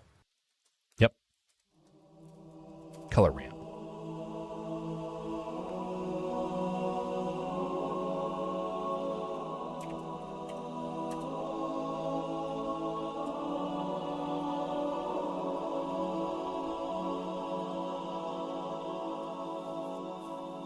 Actually, I kind of want to grab the color from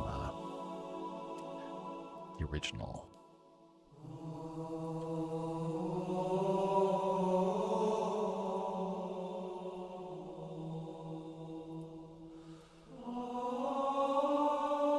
I like how that color turned out.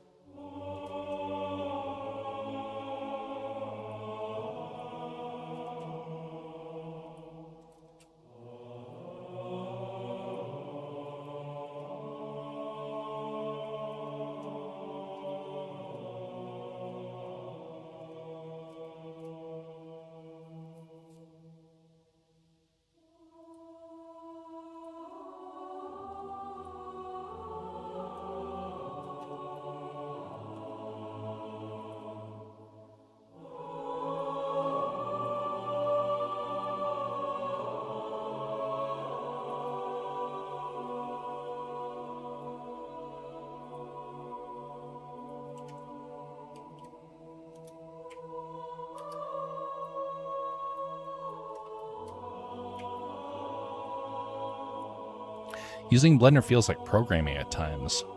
That's actually very accurate. It is indeed a form of programming. Maybe it's one of the reasons why programming is starting to become easier for me these days. But, yeah, it can still be a challenge.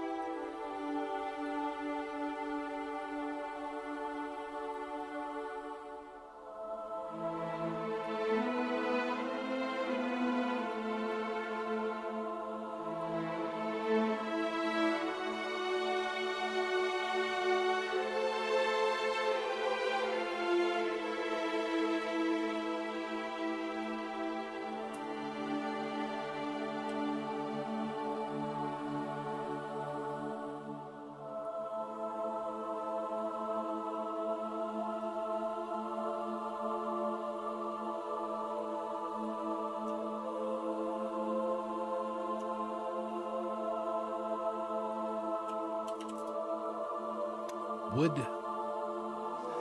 All right, so where's a good solid wood texture for this one?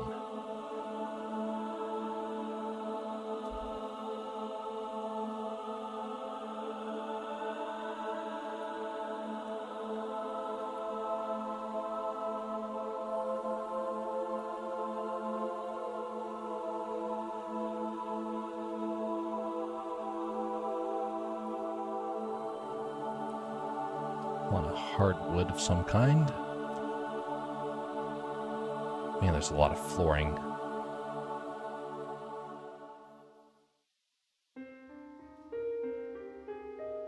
Fine grain wood, that could be a workable one.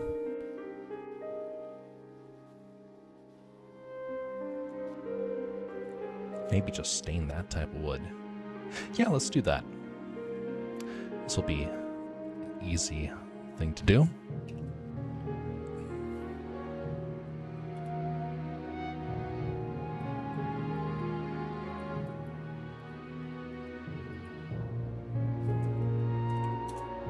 Wood grain.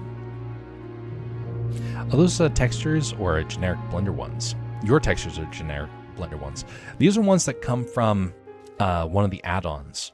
So it's part of the Blender community, and it's basically a starting point. Because now I can go in here and say, okay, I like that texture, but I want to alter the type of wood. I want to make it more of a rosy colored wood. So I can come in here and change some of the blending. So I have the ability to turn it from this, which I got earlier, into a darker wood. So yes, it does come from the Blender community. It's just, but it is just a starting point. That's why with the metal earlier, I was combining a lot of the different elements together.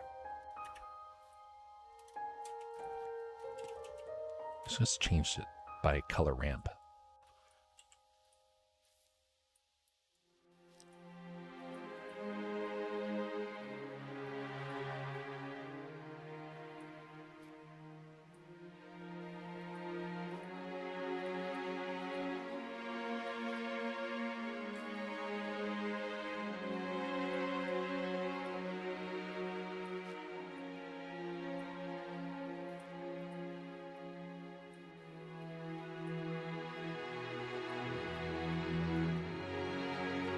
Now we'll merge this back together.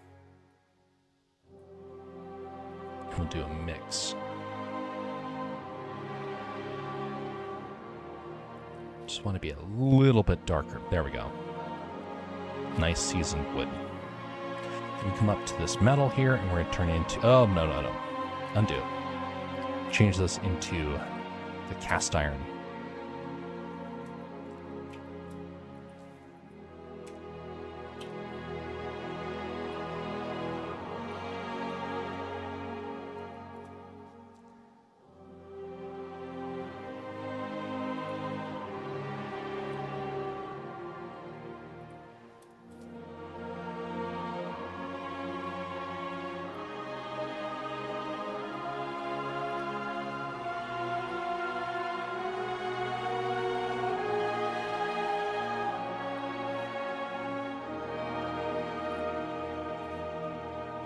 Actually, let's turn that into, save the cast iron for something else here. Let's go with just a dark steel color. Actually, I might be able to just do this by default. Let's just clear that out. Hammer texture.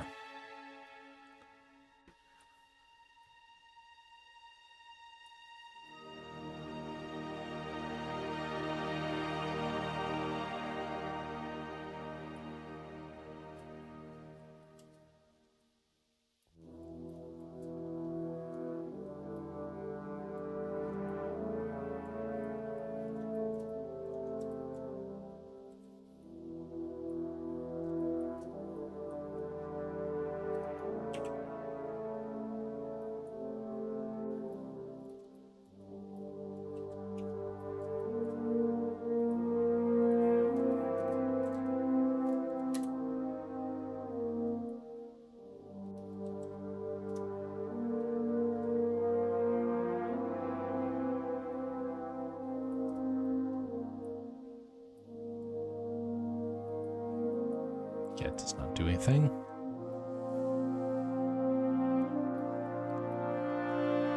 I'm not a fan of how this one is shaped right here.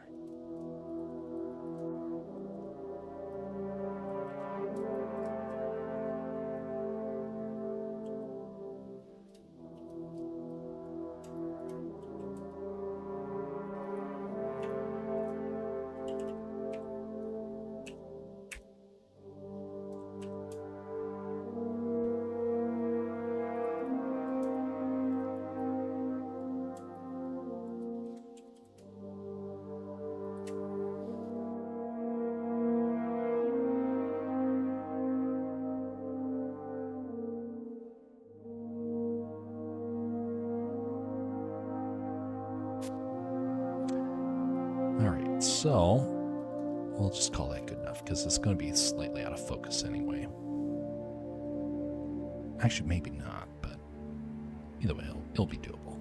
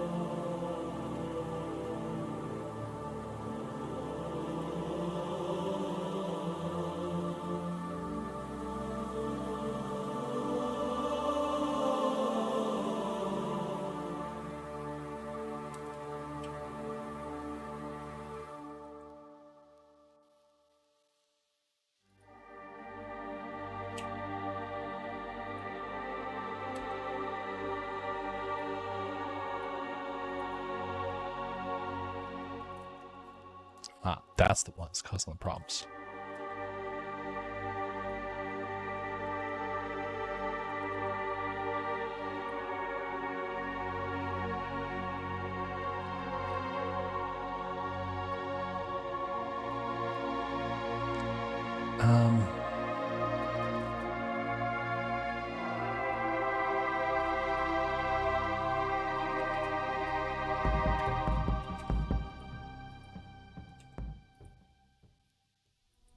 Okay.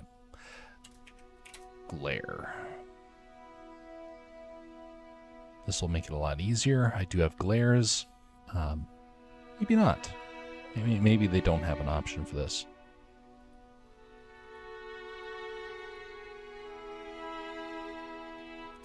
Flare. Let's try that.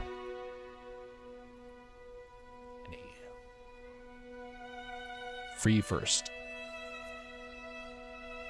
Why is the background curved like that? So the reason why it's in that way is it helps with the texturing of in the light wrap that starts to happen from that. It's a technique that they use in major studios. They also use it for simple photography techniques. Let's say you see a drink commercial and you see that there is a can of soda on a blue screen, on this like blue background. They have a curved background to try and help with the lighting so it feels nice and smooth. Greetings there, Light. How are you doing? Have you been harassing Bastion as of late?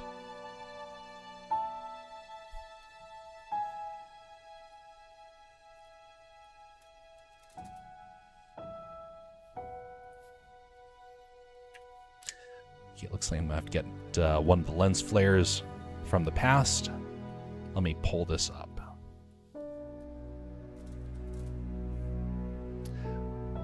Here we go. Oh wow, that was a lot faster than I thought it was going to be to try and find.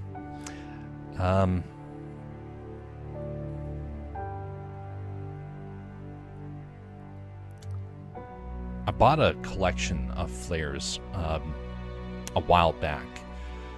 I didn't really get a chance to use them a whole lot. But when it comes to stuff like this, it gets a lot easier to get a project done with this stuff. We want that one that has there we go. Let's try this. All right, this is under stock media. There we go. Flares. That's just plain. No, I have not. Indeed. Well, what have you been up to, Light? What sort of activities have you been doing?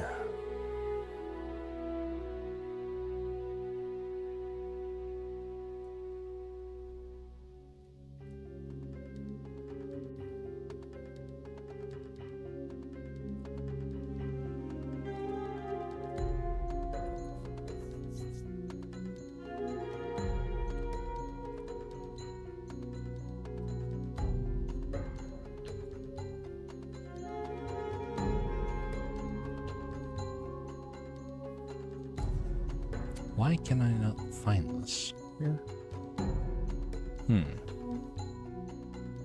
Oh, no, I had not gone down far enough. Okay, we don't want that one. We want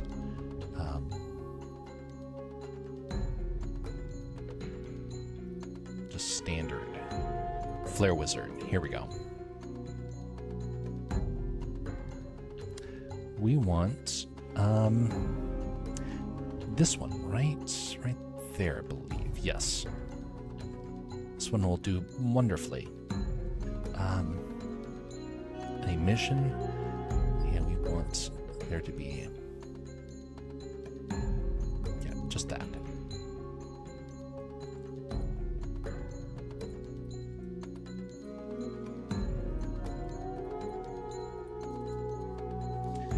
We want emission with a transparent and a mix. Color goes into the channel right there. Merge that with that, and then we get this. And now we invert that.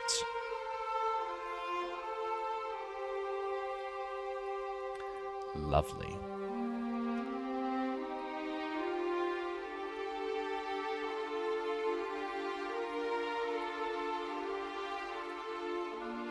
I've been in college for a few months now. I think Bastion talked about that a little bit. I did not know that.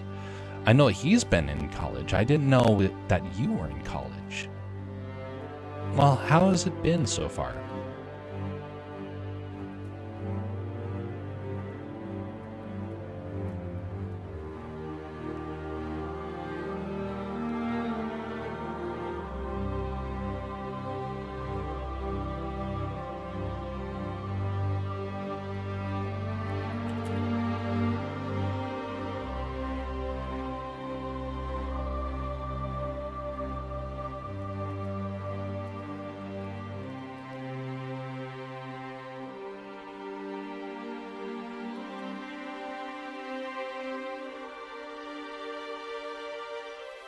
Just a faint little glint.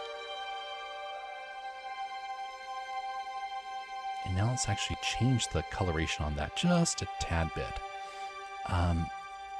Color ramp, that we can control what happens as it fades out. Plug the color into there, and then output the color to right here. Now the middle area, we're going to turn that into just a warmer glow. Ooh, golden. I actually like that.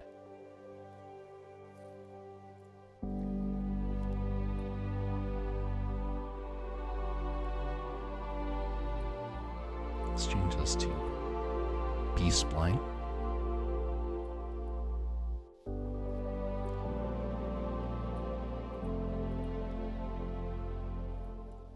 There we go.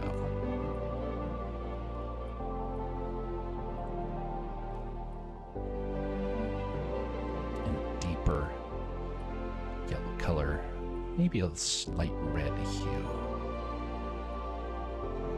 There we go. A nice, lovely little shine. Okay, bring it out so I'm not glitching anymore.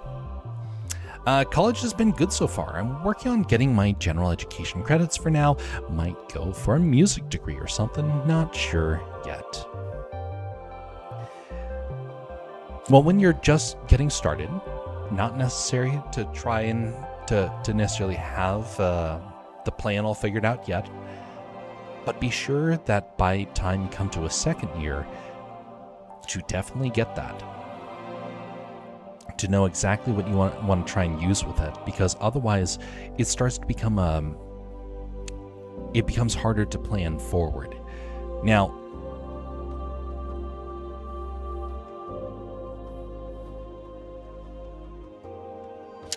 let's see here. So hopefully you get a chance to get some ideas along the way, and be sure to experiment. Don't experiment with college activities. No, I'm not a fan of that sort of stuff. Experiment with projects. That way you get a chance to get a taste of it before you dive headlong into something. I had a friend, I mentioned this story before, but a friend who went into college to get a journalism degree. He got out and promptly decided he didn't actually want to do that. And so then he went back into school to get a doctor's degree. And so then he had 8 years of school. And the bills were very, very high. So yeah, always want to have a good plan of what you want to do with it by at least the second year. Otherwise, it starts becoming a financial drain. And then they'll keep wanting to extend you. Yes, colleges will start pushing for that sort of stuff.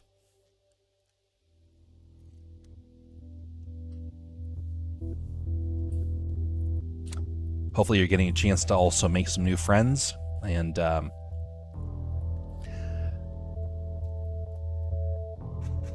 hopefully, and also will give you ideas for the future.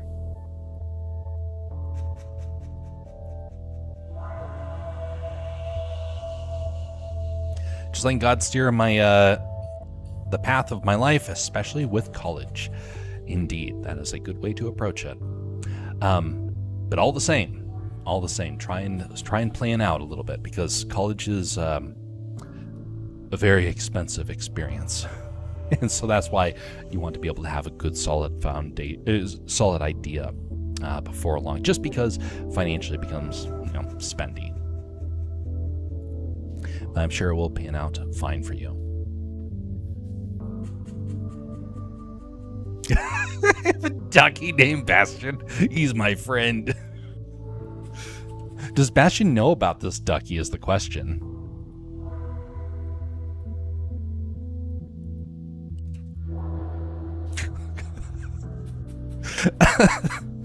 Golly.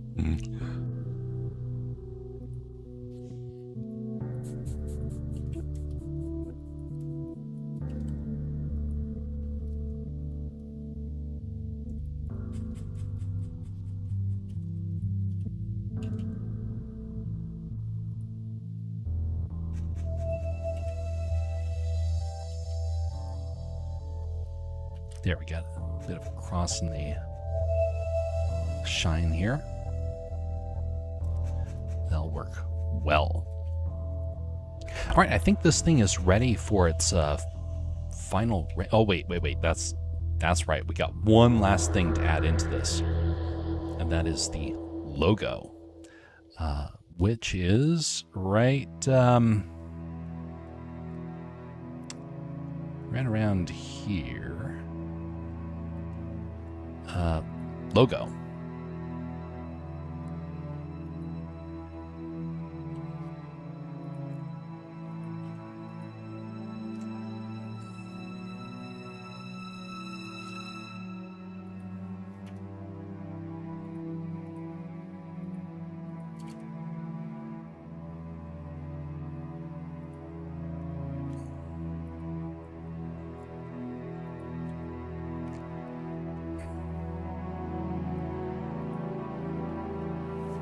Wunderbar. Good thing college is free in Europe. One thing less to worry about. Yeah, our colleges over here in the US are spendy. Very, very spendy. Trade schools, really popular right now because of that. And also, trade schools have like a really high wage that people can get. Honestly, if I had known just how much trade schools were going to become like the place to be, I would have gone back and I would have taken some time to go there instead, because I didn't learn anything about media from there that I couldn't have learned by myself. Kind of ironic how that happened. I think Bastion is very aware of his ducky named Bastion. Well, you got to be sure to share a picture of it so we all can be familiar with it. The first 2 years of my community college are free. Oh, very nice. Yeah, my college was not free. And it was... I also lost any opportunity for scholarships. I had a scholarship for 1 semester, and then it disappeared. I could not get another one again. So I had a hard time with that. So that's good that you have the first 2 years free. That makes things a lot easier.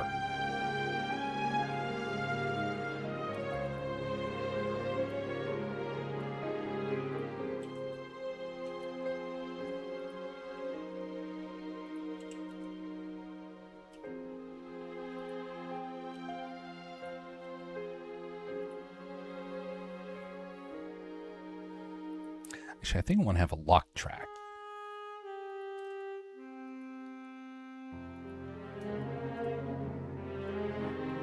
Put Z. Yes, this is the right one.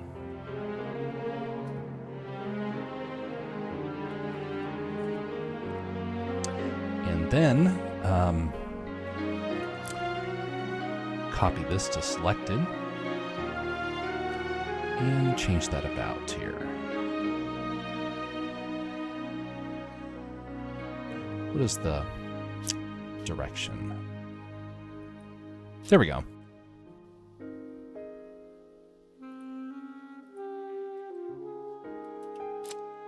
Wait a minute.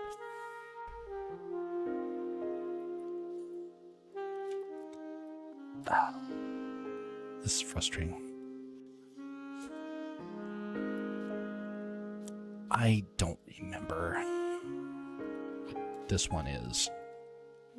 Okay, so lock track, that ain't working. Let's rotate 90 like that. Try that again.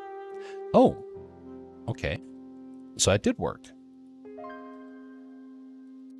So it just takes into account the previous rotation. I don't know if it did that in the past. Okay, so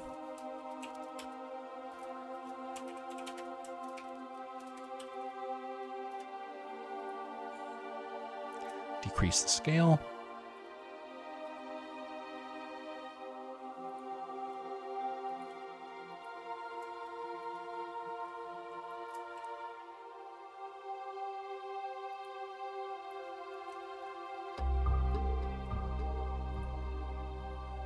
And we want to center it.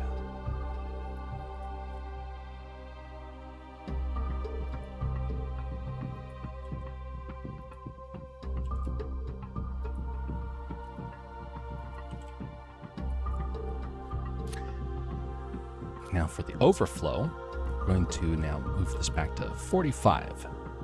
Voila. What font do I want with that?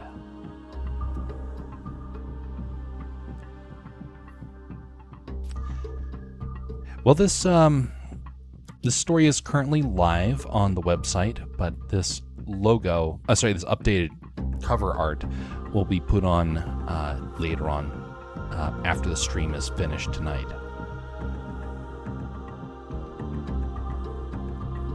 By the way, folks, just a quick reminder, if you find anything of merit on the stream, would you consider liking or disliking the stream.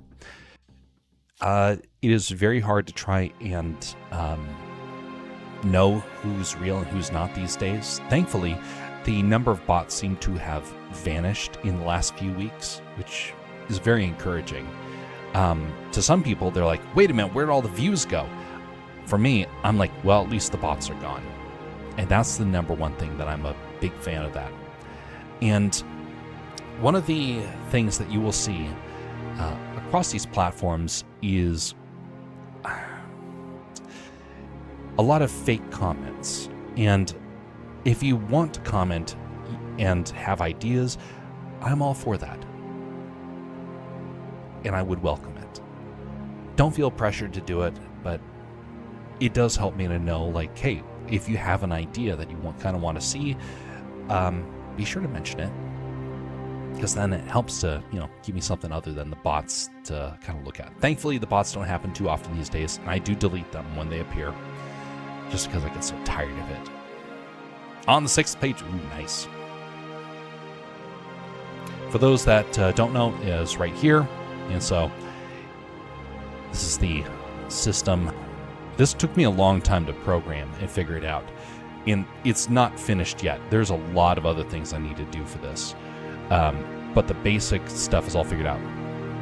And you also have the ability to mess around with the teacup over here as well. Okay, back to this. Which, by the way, let me double check what is currently happening on X right now. Oh, interesting.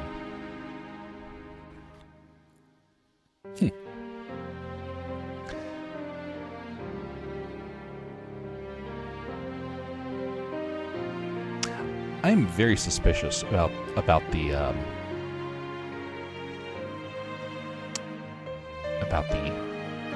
X side of things. Shows that there's 12 views.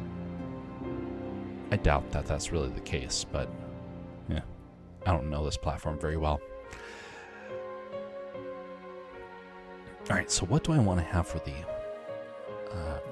buy text? Probably want to have it something along the lines of the original. All right, then I'm going to eepy. It's been nice catching up and catching your streams as always. Good night and God bless you all. Same to you, Light. Hope that you have some good success with your college. Hope you make some good friends while you're there. And hopefully you get a chance to be a light to those around you. Just besides your name, an actual light to those around you. All right, see you later, Light.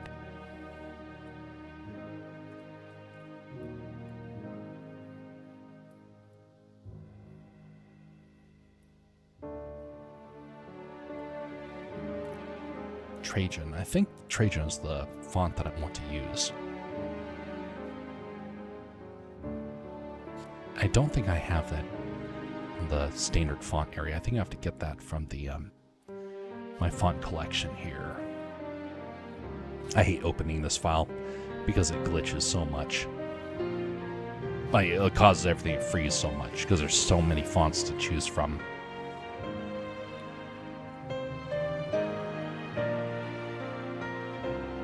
Actually, I might be able to save some load time by just doing this. Yeah, maybe that'll work. Trajan. Bold or regular? Regular. I like Trajan. It's one of my favorite fonts.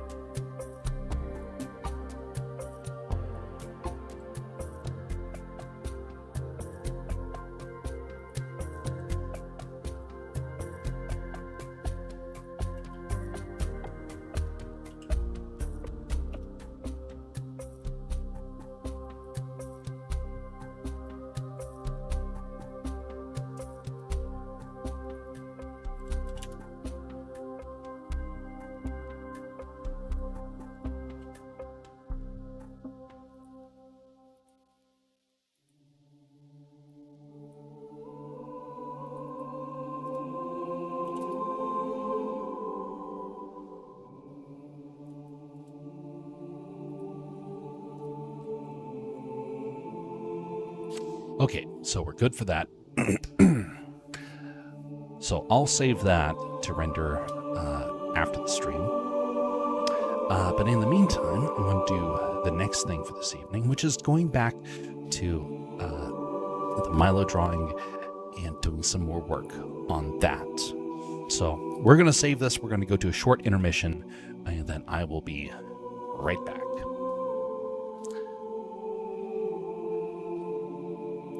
So I just saved that. I'm going to open up a new file, just because.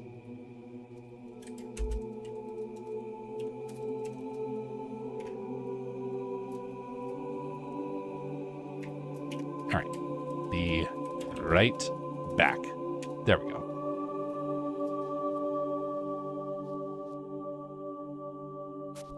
In the meantime, why don't you listen to short story by Milo.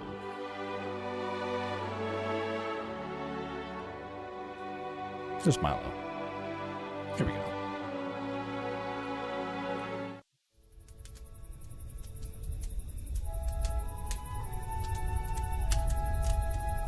Well, howdy there, stranger. I couldn't help but notice that you had a very nice and welcoming fire. If you wouldn't mind, I would like to warm myself before moving on. Who am I? It doesn't really matter now. But if you have the time, I'd like to tell you a story. A story about a civil man who was cast out to live among very uncivil men.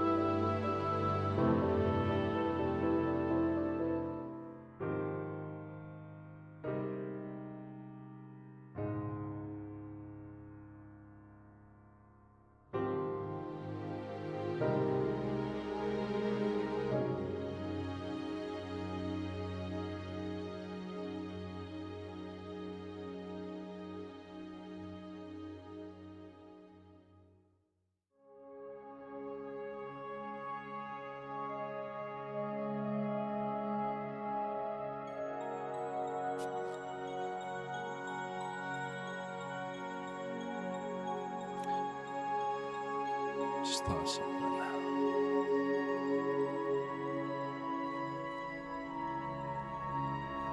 Feels like I'm watching Dora the Explorer episode, Advanced English.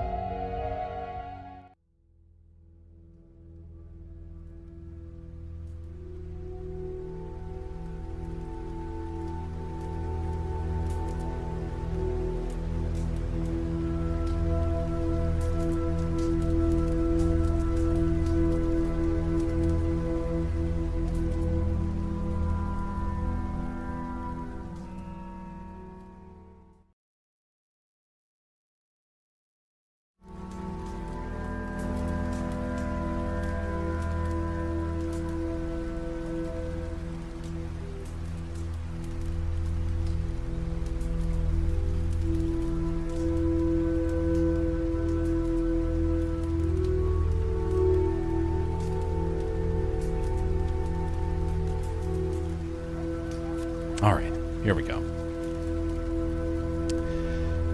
You know, something that I've really been happy to see is that Silverado continues to be, Stream Radio continues to be the most reliable tool that I've gotten to use on streams. Uh-oh.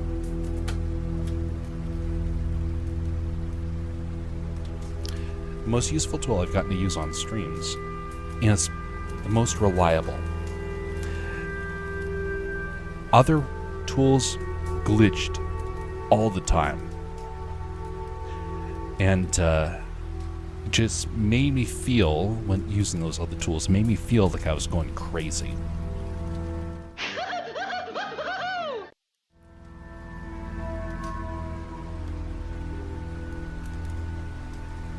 Be going along and suddenly everything would stop working, and it would cause people to just roll their eyes and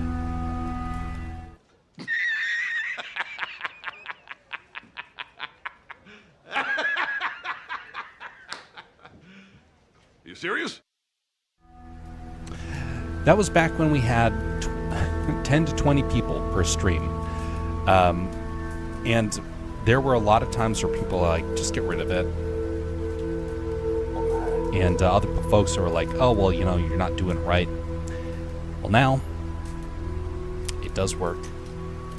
And it's so nice to not have to worry about it. I get up, I come back, and it's still operating.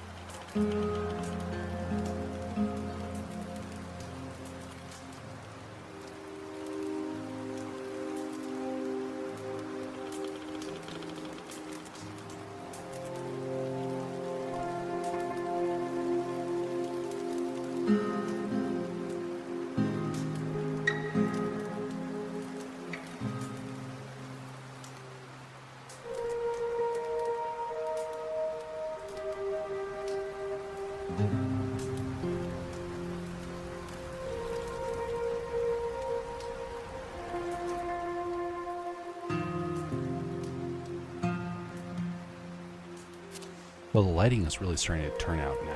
I was a little worried that it wasn't going to work, and so far, I am liking this style a bit. The lighting is a little too soft for my liking, but I'll try and harden up some of these edges once I get the entirety colored.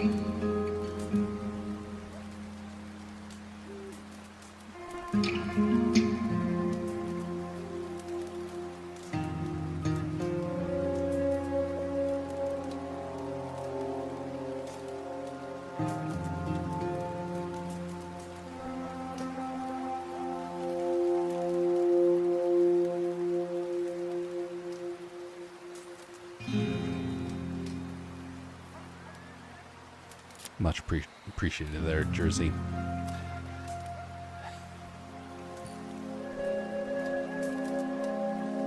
This is the first time I've tried to do a painting like this. Lighting has been something I've always struggled with. I can get it to work in certain scenes well, but I have always had a difficult time with it. Which I wish more people would kind of consider that sort of stuff, that you aren't going to be perfect at everything. One of the things I struggle with is composition and lighting. Now, I've learned to compensate over the years, but I'm still not very good by comparison to what some others are. I was working with somebody a while back who had a really good idea of how to lay out a scene. I tried to figure out how to do it from him, but could not really wrap my head around it.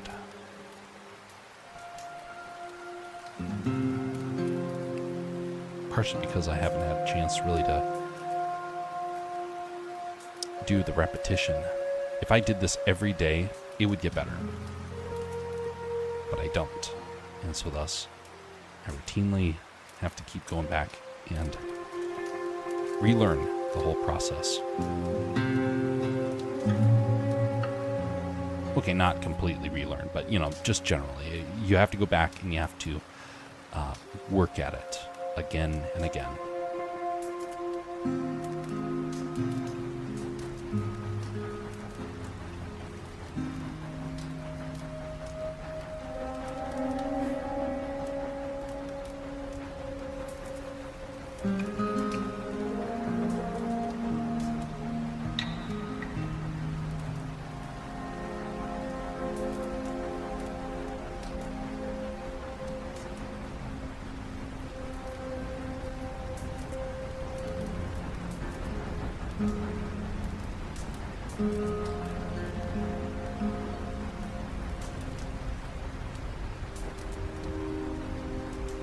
Rendering is the hardest part? Absolutely.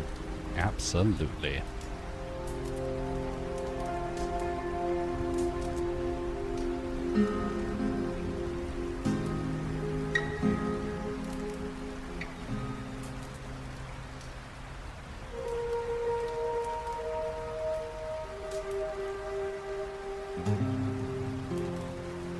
Oh, now this will help out. Brush density. So this gives a bit more of a textured sort of a look to that. I kind of like that better than the fading. Yes, that's going to work out much better. The jacket, it works decent for the skin, but for the jacket, absolutely not. I have to do with a different technique here. You can turn a dull and boring image into something special. Absolutely.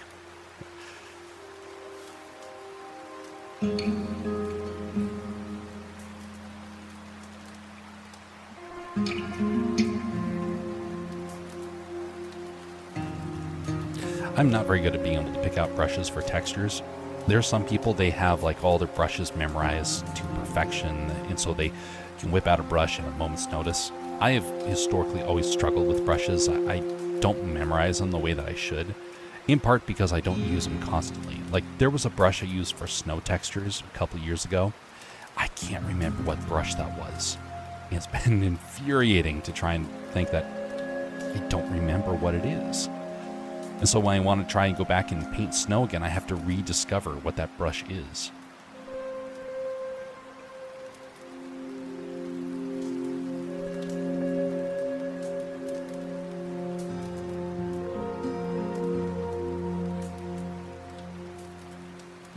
What if I can use this on the darker shadows here? I wonder if the same brush will work.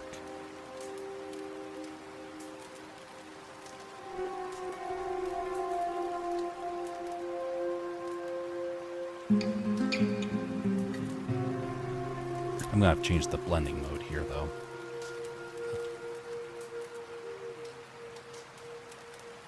I wonder what happens if I do this.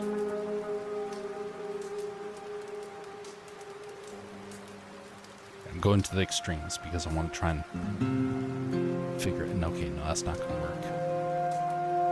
I'm trying to figure out a better option here.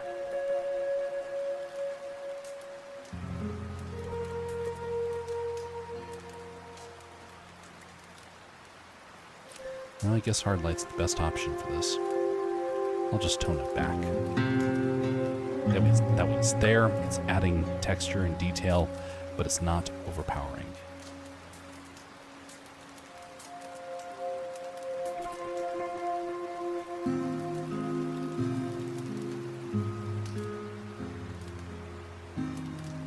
Oh yeah, that helps out even on the face.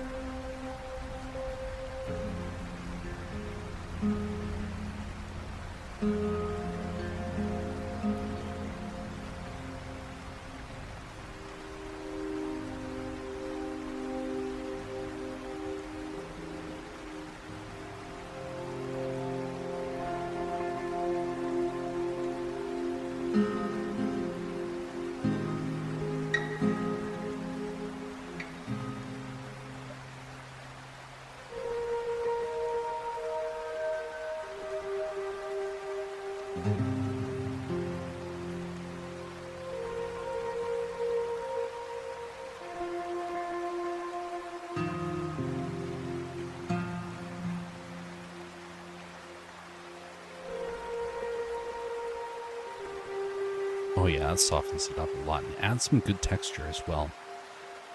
Okay, I like this. We'll be running with this part for the rest of the shadows.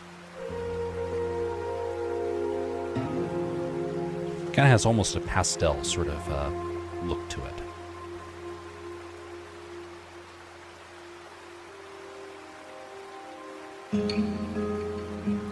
I tried getting into pastels a long time ago. I bought a box of them, and I realized after I had gotten everything all good to go and I started my first picture, I suddenly found out I got the wrong paper. And I didn't realize how if you got the wrong paper, it would destroy everything that you made. And so I watched as my artwork started to smudge. And it smudged more and more until finally it smudged into nothing. It was ugly and wasn't worth keeping. I stopped using pastels after that because I couldn't afford the paper. And what's more, we were living in places where I couldn't even get the paper. Like, there was locations that we were living at where if I wanted to go to an art store, I would have to travel dozens and dozens of miles, and I didn't have a car. And at the time, so I was just like, well, I guess I'll be relying upon colored pencils. So I went out and got a good box of colored pencils and became much better at that. Colored pencils at least did not smudge. And finally, when I could get the paper for the pastels, my interest in wanting to do pastel art was gone. I had been scarred by the whole experience, and should I have gone back and give it another try? Yeah, maybe. But I got too many other things I was working on, and it wasn't really as beneficial to focus on after that point.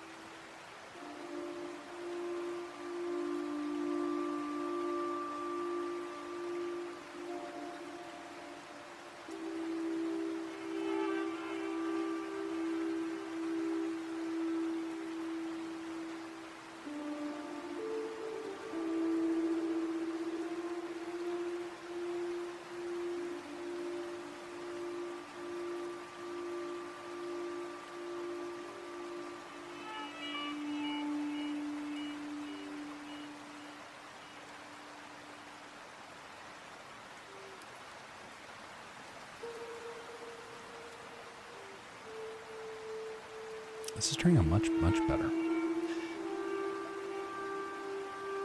I might have to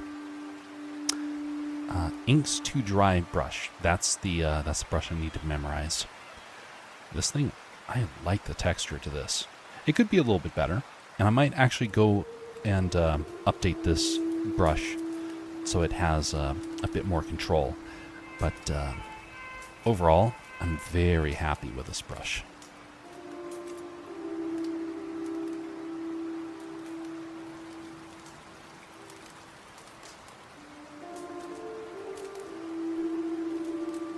Kind of has that colored pencil look. Maybe that's why I like it so much.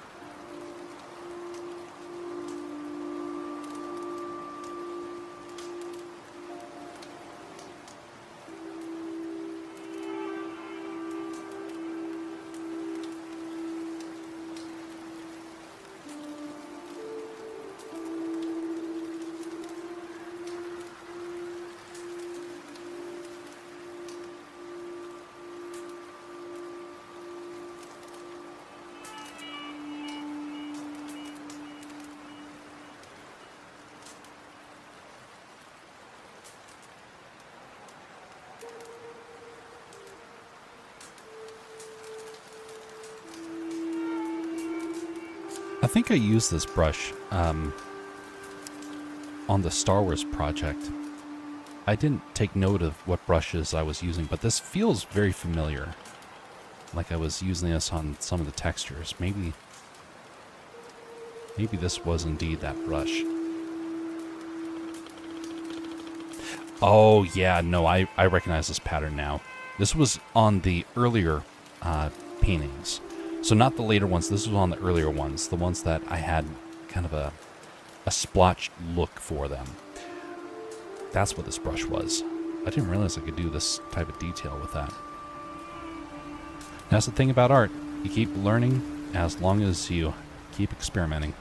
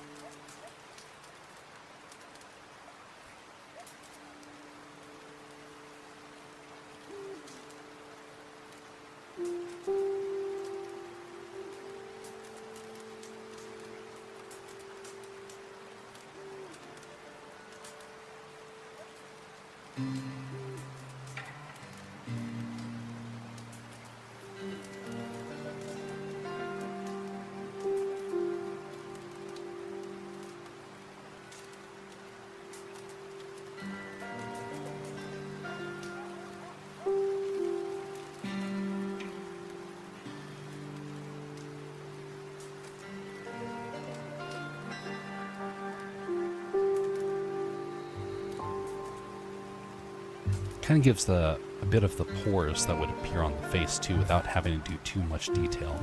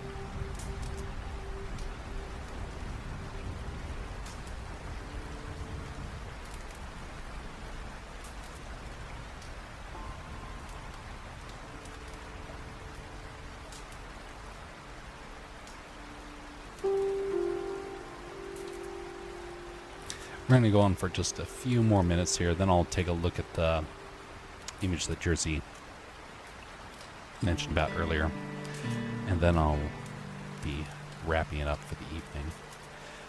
So we did three things tonight. We started with at 9 o'clock with the logo. Then we went on and did the updated book cover for Pharaoh and the Smith.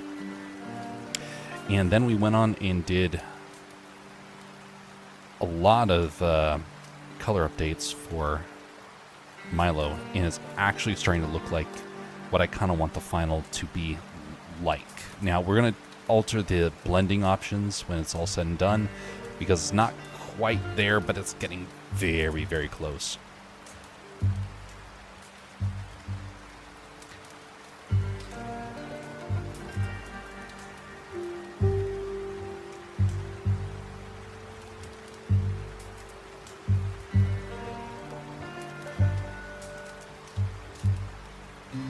Almost finished with the book too. Yeah, it's a relatively short read.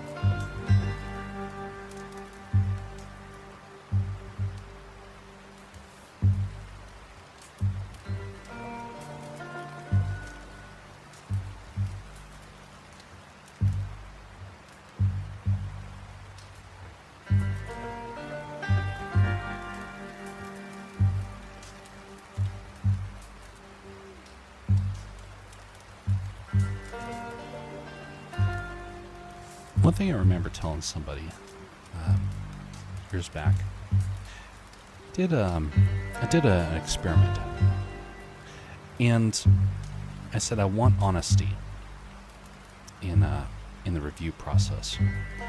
And the person was accommodating and was helpful, but they were not as honest as I was kind of hoping they would be. And so I sent it back to them and said, hey, I need more honesty in this. I tell me what needs to be improved upon. And they mentioned, well, I don't want to destroy everything too much. And I was like, well, at least I might not be able to accommodate everything, but I can definitely learn from it regardless. And I learned something about my technique, and it's not something I was really happy to discover. I found out that I think in a web, like everything has to be connected, interconnected, to the point of where other people read something or they hear something and they think, why did you put that in there? It makes no sense. And it didn't occur to people that there was like a deep lore reason why it had to be a certain way. Well, I suddenly realized while the idea may have been good, the approach was the thing that I suffered from the most. It kind of was similar with my art as well. There's things I would do in art, and people would say, what's the point of that? Why did you choose that color composition? And I would say, well, there was actually something far deeper. And I have to go into like this 5-minute explanation of why I had chosen that sort of method. And sometimes it worked. Most of the time it was not so much. Life is meant for us to grow and improve. And if we're willing to grow and improve, we will indeed get better when others are quick to throw in the towel. And especially with the big projects coming up, I want to make sure that I get everything refined in just the right way. That when I finally get to that point and the big stuff can finally start coming out, that I won't make the same mistake that others have made. Hopefully. Hopefully.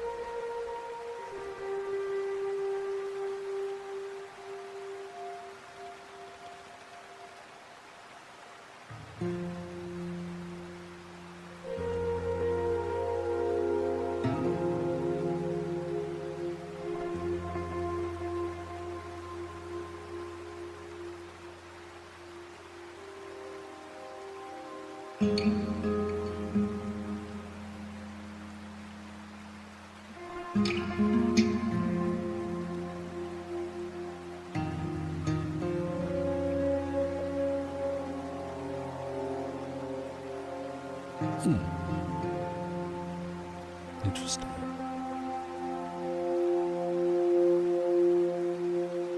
By turning off the size, that actually is giving it a little bit more control here.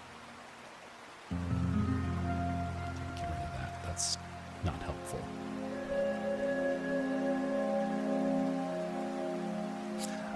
I'm gonna have to keep experimenting with this.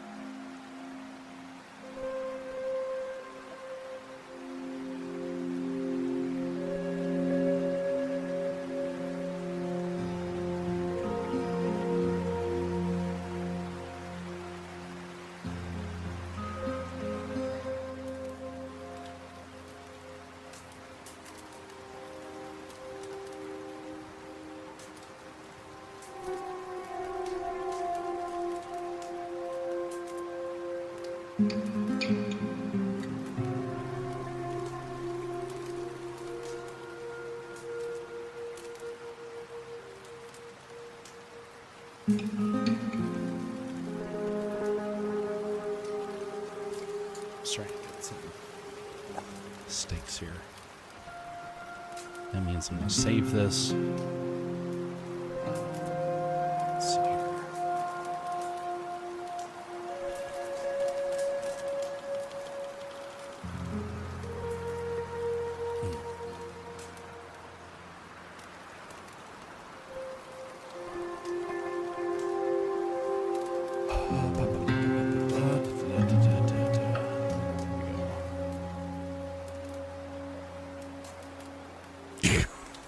Just saw Light's thing about sharing what her Bastion duck looks like.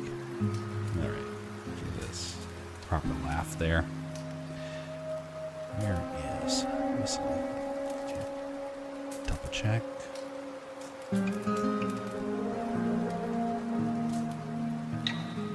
Ooh. Sperm whale, interesting. Alright. Art. Ooh. Wait a second. What's going on here? What the... Why is that happening? Oh, that's right. It's because it's over here. I just read your book. It is beautifully written. Much appreciated. Thank you, Jersey, for being the first of the my non-editors to give it a read. Much appreciated. Feel free to mention your thoughts about it. I'm going to pull up your image here. Take a look at it. Copy image. Felt like it's a parable in the Bible. I really enjoyed it. So there's actually 3 parables that it's based on. So they actually are based upon parables in the Bible. There's actually a companion document in which it will mention like all the texts that it was referencing, but it also references the experiences of some friends of mine. I only realized who was who by page 6. That's understandable. I actually heard someone else say something similar to that. Maybe I need to go back and do a correction to that. We'll see. I'll wait till some more people mention, and then I'll make some alterations as needed. But it is based actually, first and foremost, off of the experience a friend of mine had years ago. I've been thinking about this story for a long time, and when I was working with the YouTubers, a lot of that story kind of came into being just by watching other people, and so there's a lot of deep symbolism that I was hoping would come across, and so in many cases the Bible already mentioned it clearly enough, so I just tried to grab verses and help string them together. All right. So let me change the canvas size. One thing I would change is the text placement, like the part where you have to change pages to read one. Oh, that's a good point. That is a good point. I wonder how I would do that. There is a way to break that apart. I'm going to write that down. That's actually a really good point. I can see how that could get confusing.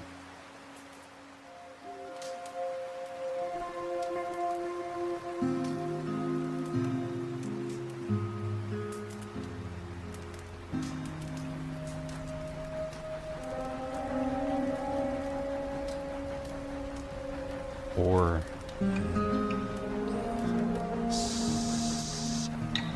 okay, there we go.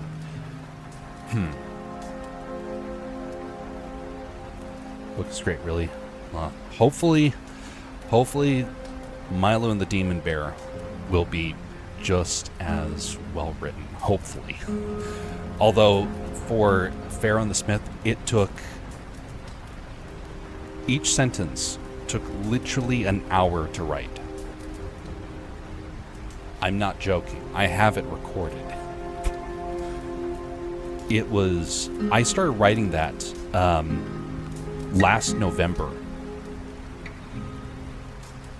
And over this last summer, I spent every weekend writing on that. Thankfully, Milo and the Demon Bear is going to be a lot faster. Mostly because, it doesn't require a reference every sentence or two. Okay, so load this in here. Good job on the lighting, by the way. Sometimes I had to check words as my English is limited. Well, I also used a lot of other words that I myself don't typically use because I was... In English, you don't want to have repetition of words too much. Let me give an example. My black shirt is very warm for a t-shirt, but the black part of it makes this t-shirt very warm in the sun. Notice I said black and t-shirt multiple times. In high quality English, which, by the way, English is a mutt language. We have the largest word collection out of any language in the world. Thanks to the French. Darn those French. But we had German, we have English, we have Norse, and we have French. All merged together to make English. Because of that, that means that instead of saying this black shirt, I would say this dark top. The, clothing on my back, the shade, the dark shades, or the midnight colors. You want to give a bunch of words that mean the same thing without saying the same word in repetition. Now in Chinese, by contrast, you will say the same word sometimes twice in the same sentence, let alone dozens of times in a single paragraph. That was an experience, though, trying to learn how to write like that, because that did not come easy. Okay.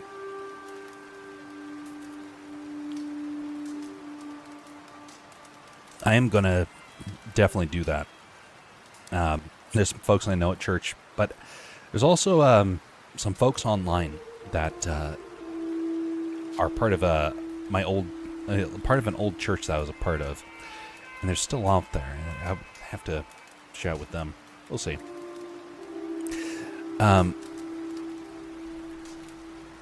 It's like with tags on Tumblr, you need to find the community that might really enjoy it. Well, I do know somebody that I want to share this with.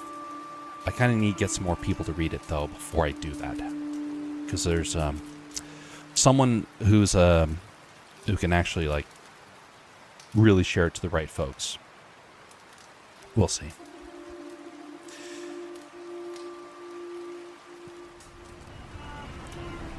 Okay, so this right here, again, good improvements. You're really getting you did really well on the rain. You took those notes from previously and you really did well with that. Lighting. Now, lighting is a challenge. I mean, you saw it with what I was doing earlier. You have to think about where the shadows are falling. And actually, what I did for the stream tonight, I pulled up this reference because I needed to see what it looked like to have lighting appear on a person's face, because it's been a while since I've looked at reference material for that.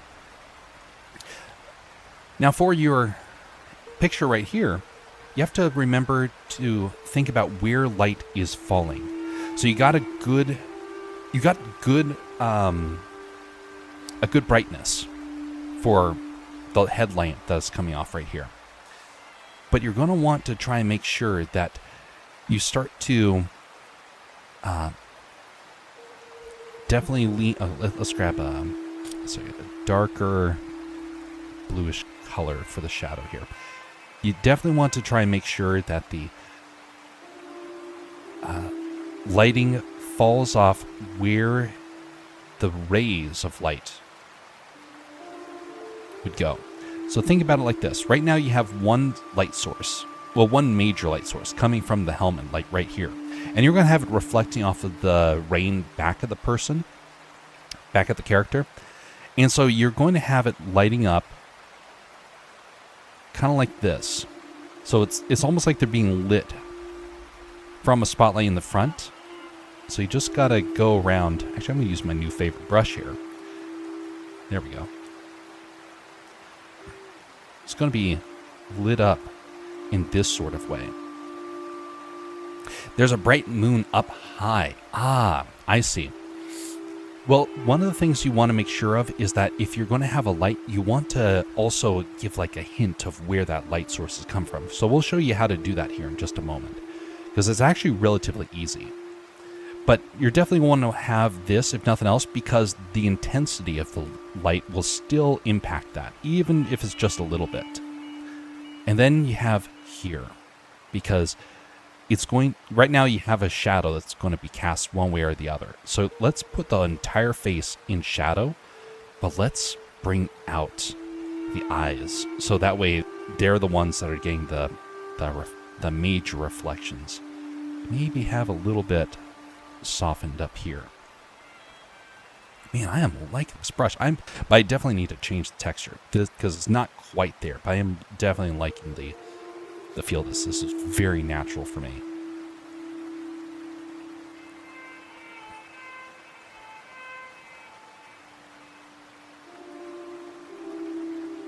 Come on. Okay, I said it was natural and then it starts fighting with me. Maybe I shouldn't have done that. Okay. So by doing something like that, that helps to emphasize that shadow. Now, if you're trying to show a light that's from above, like the moonlight, be sure to show where the light rays are coming from, because you have a lot of rain out here. If you ever looked out in rain, first off, you're going to have cloud cover. So it's going to be hard for the moon to be shining through that, but it's not impossible. I have been in rainstorms where that has happened. Thank you, Florida, for teaching me that.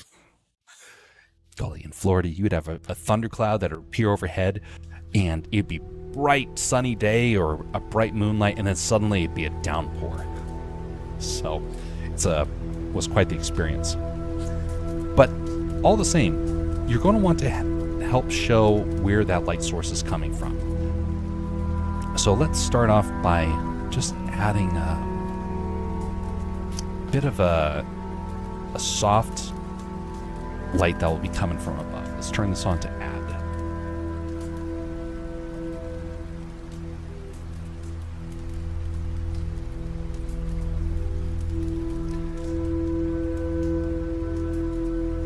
And it doesn't matter if you light up the background a little bit too. That actually will help your character stand out. Now, you don't want to go necessarily to this intensity, but this is all about trying to get the general idea. Something else that can help is by showing some of the... Let me change the canvas here a bit. Edit. Change canvas size.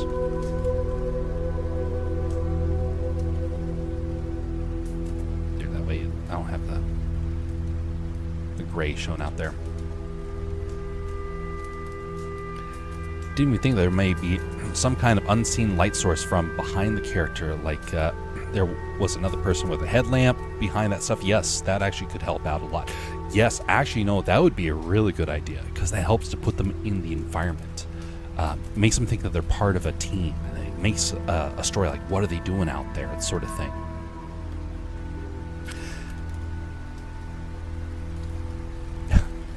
Hey, you plan... You improve your techniques a little bit at a time, and so you've already done massive improvements. So it may not have come to you immediately, but it will come to you the next time. That's how you keep improving. Very light rain. I was wondering about the clouds.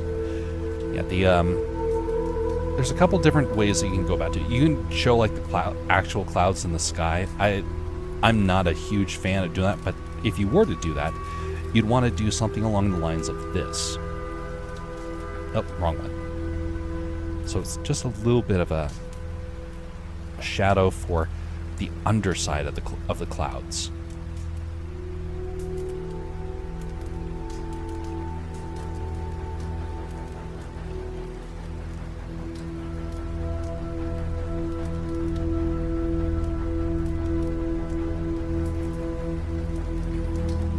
Maybe doing a little bit of a highlight in the back here. Nope, wrong one. Okay, wrong tool. Here we go.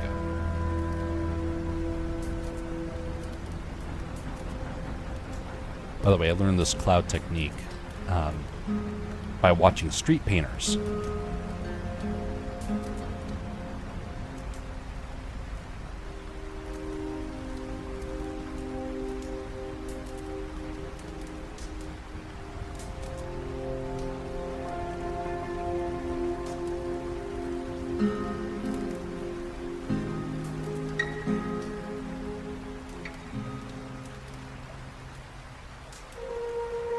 Just by adding a little bit of extra detail to the background like this, just makes it to where you can start to justify like different lighting sort of ideas fairly easily.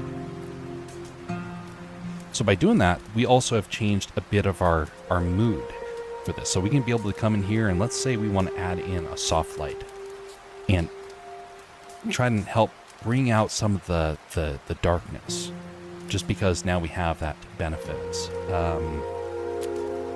Which, yeah, maybe it's this one here. Okay, let's do this instead.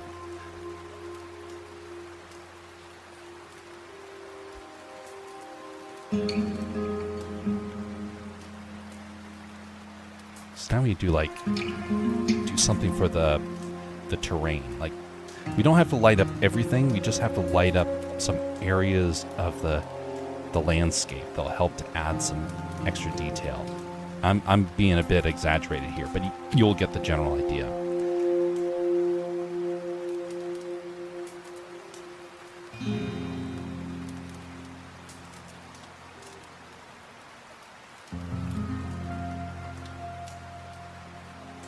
Okay, so by doing these things, we went from this to this. So notice, let me actually duplicate this. Duplicate layer, move it above. Okay, so this one feels a bit too dark. And now this starts to feel a bit more like he's actually out in the elements.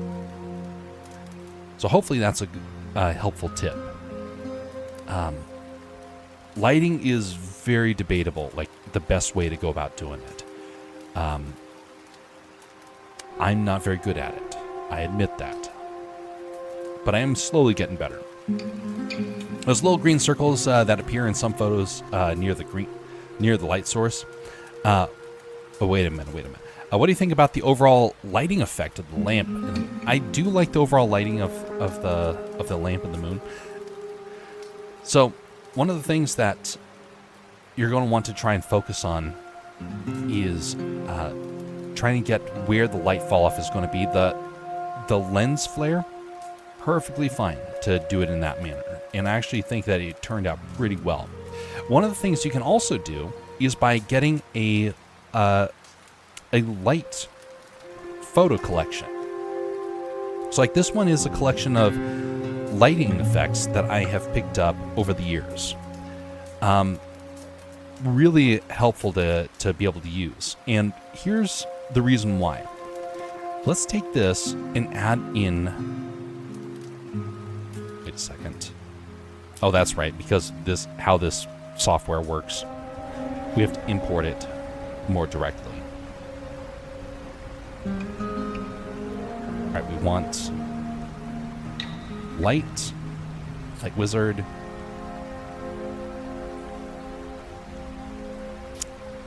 There we go.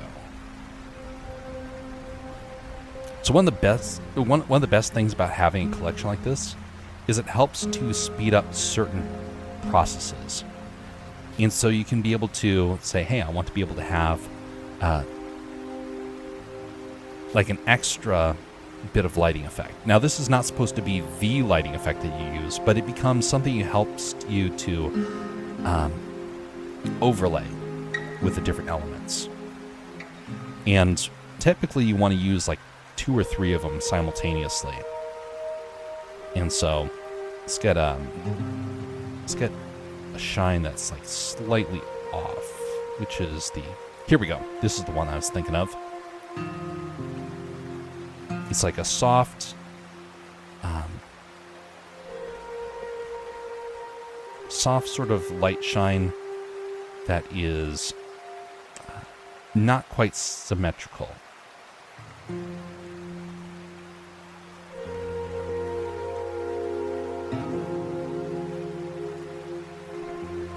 So now this is without and with. So it's not necessary, but it can help out for some of your for some lighting designs. Now this one that you have right here is already good enough in my opinion. But if you want to have like a really intense light, it helps to have these in addition to that.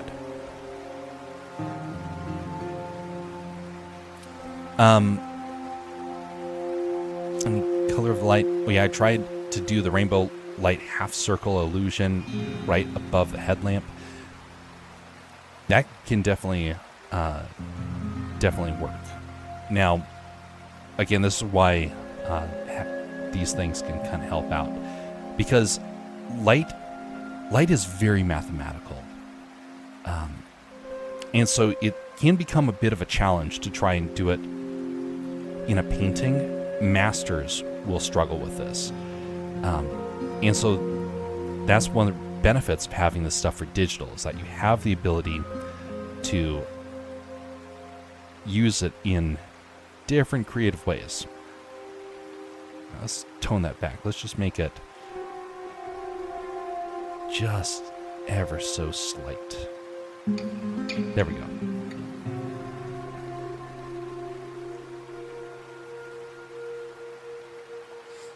But I do see a little bit right along here of the lens flare that you have there. Overall, it still turned out really well. The rain is looking good. One of the things that also can help out is oh, wait a minute. Let's see here. Standby. Inspecting. Oh yeah, the hair light. The hair light's also helpful to kind of think about. So your hair light, we mentioned about this a while back, but it's just having something that helps your character to stand out along the dark side, and this will also be beneficial for things. So you just want to do it along the edge like that. Notice how very simple of a line that was. And you can say that was from the moon, that sort of thing. By doing a very soft, light edge, they can just help your objects to stand out against the darkness. Very minor thing that you can be able to do that helps out tremendously. And like this right here, just by adding a little bit of that, even looping it in a little bit, that just helps those elements stand out all the more. So yeah, adding dimension, that's what it does.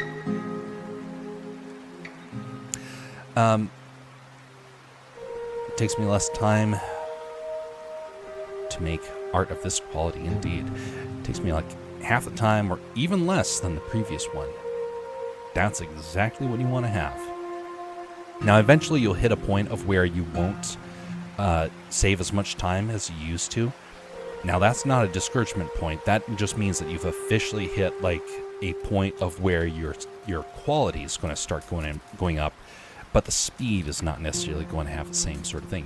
You've reached like an equilibrium, and then you can really start looking at a whole lot of neat stuff. You'll probably make like 3 of such per week at this speed in free time, of course. Indeed. Well, keep up the good work. Some good progress. And, yeah, hope it, look forward to seeing what other stuff you end up creating here.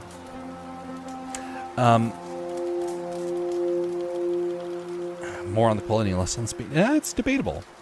Whatever you kind of want to focus on. It's not really any pressure to go one way or the other. Not until like you reach a point of where it's like, okay, I have to do it like this way or that way.